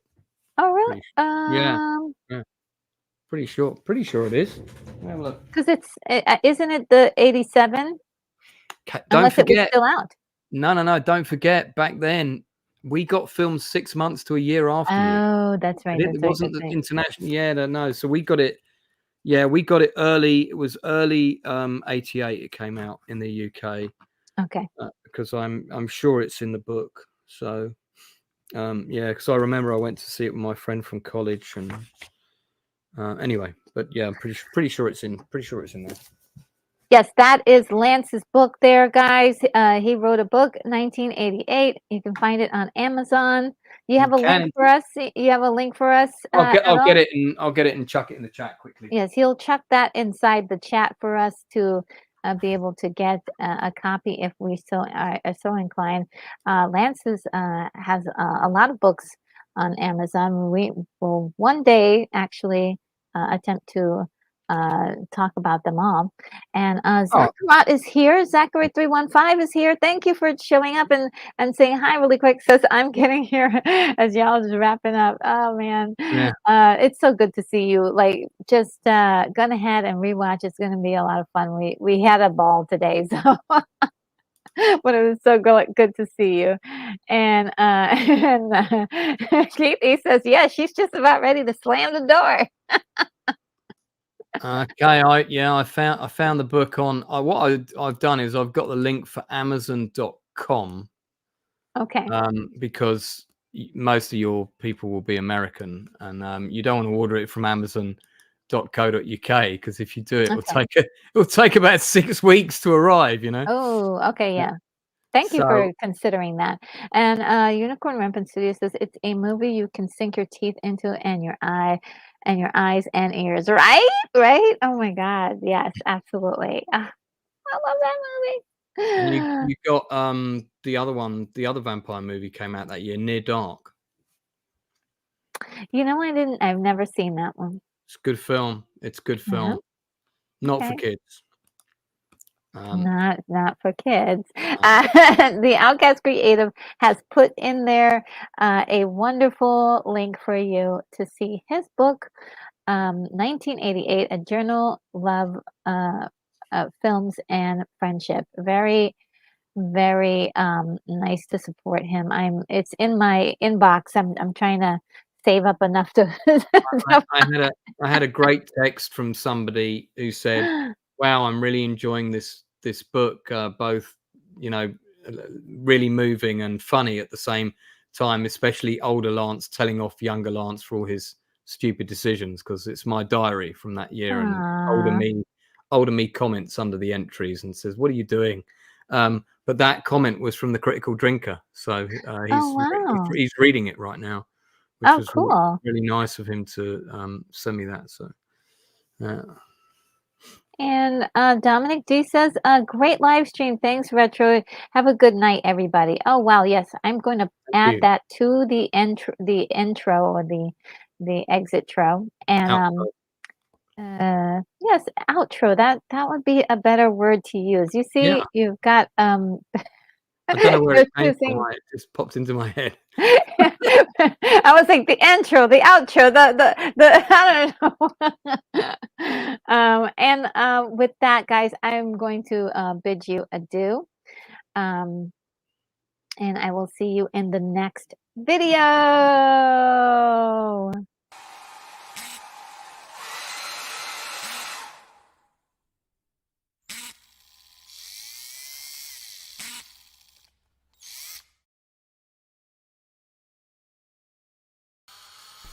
Retro Nerd Girl, you are clear for takeoff.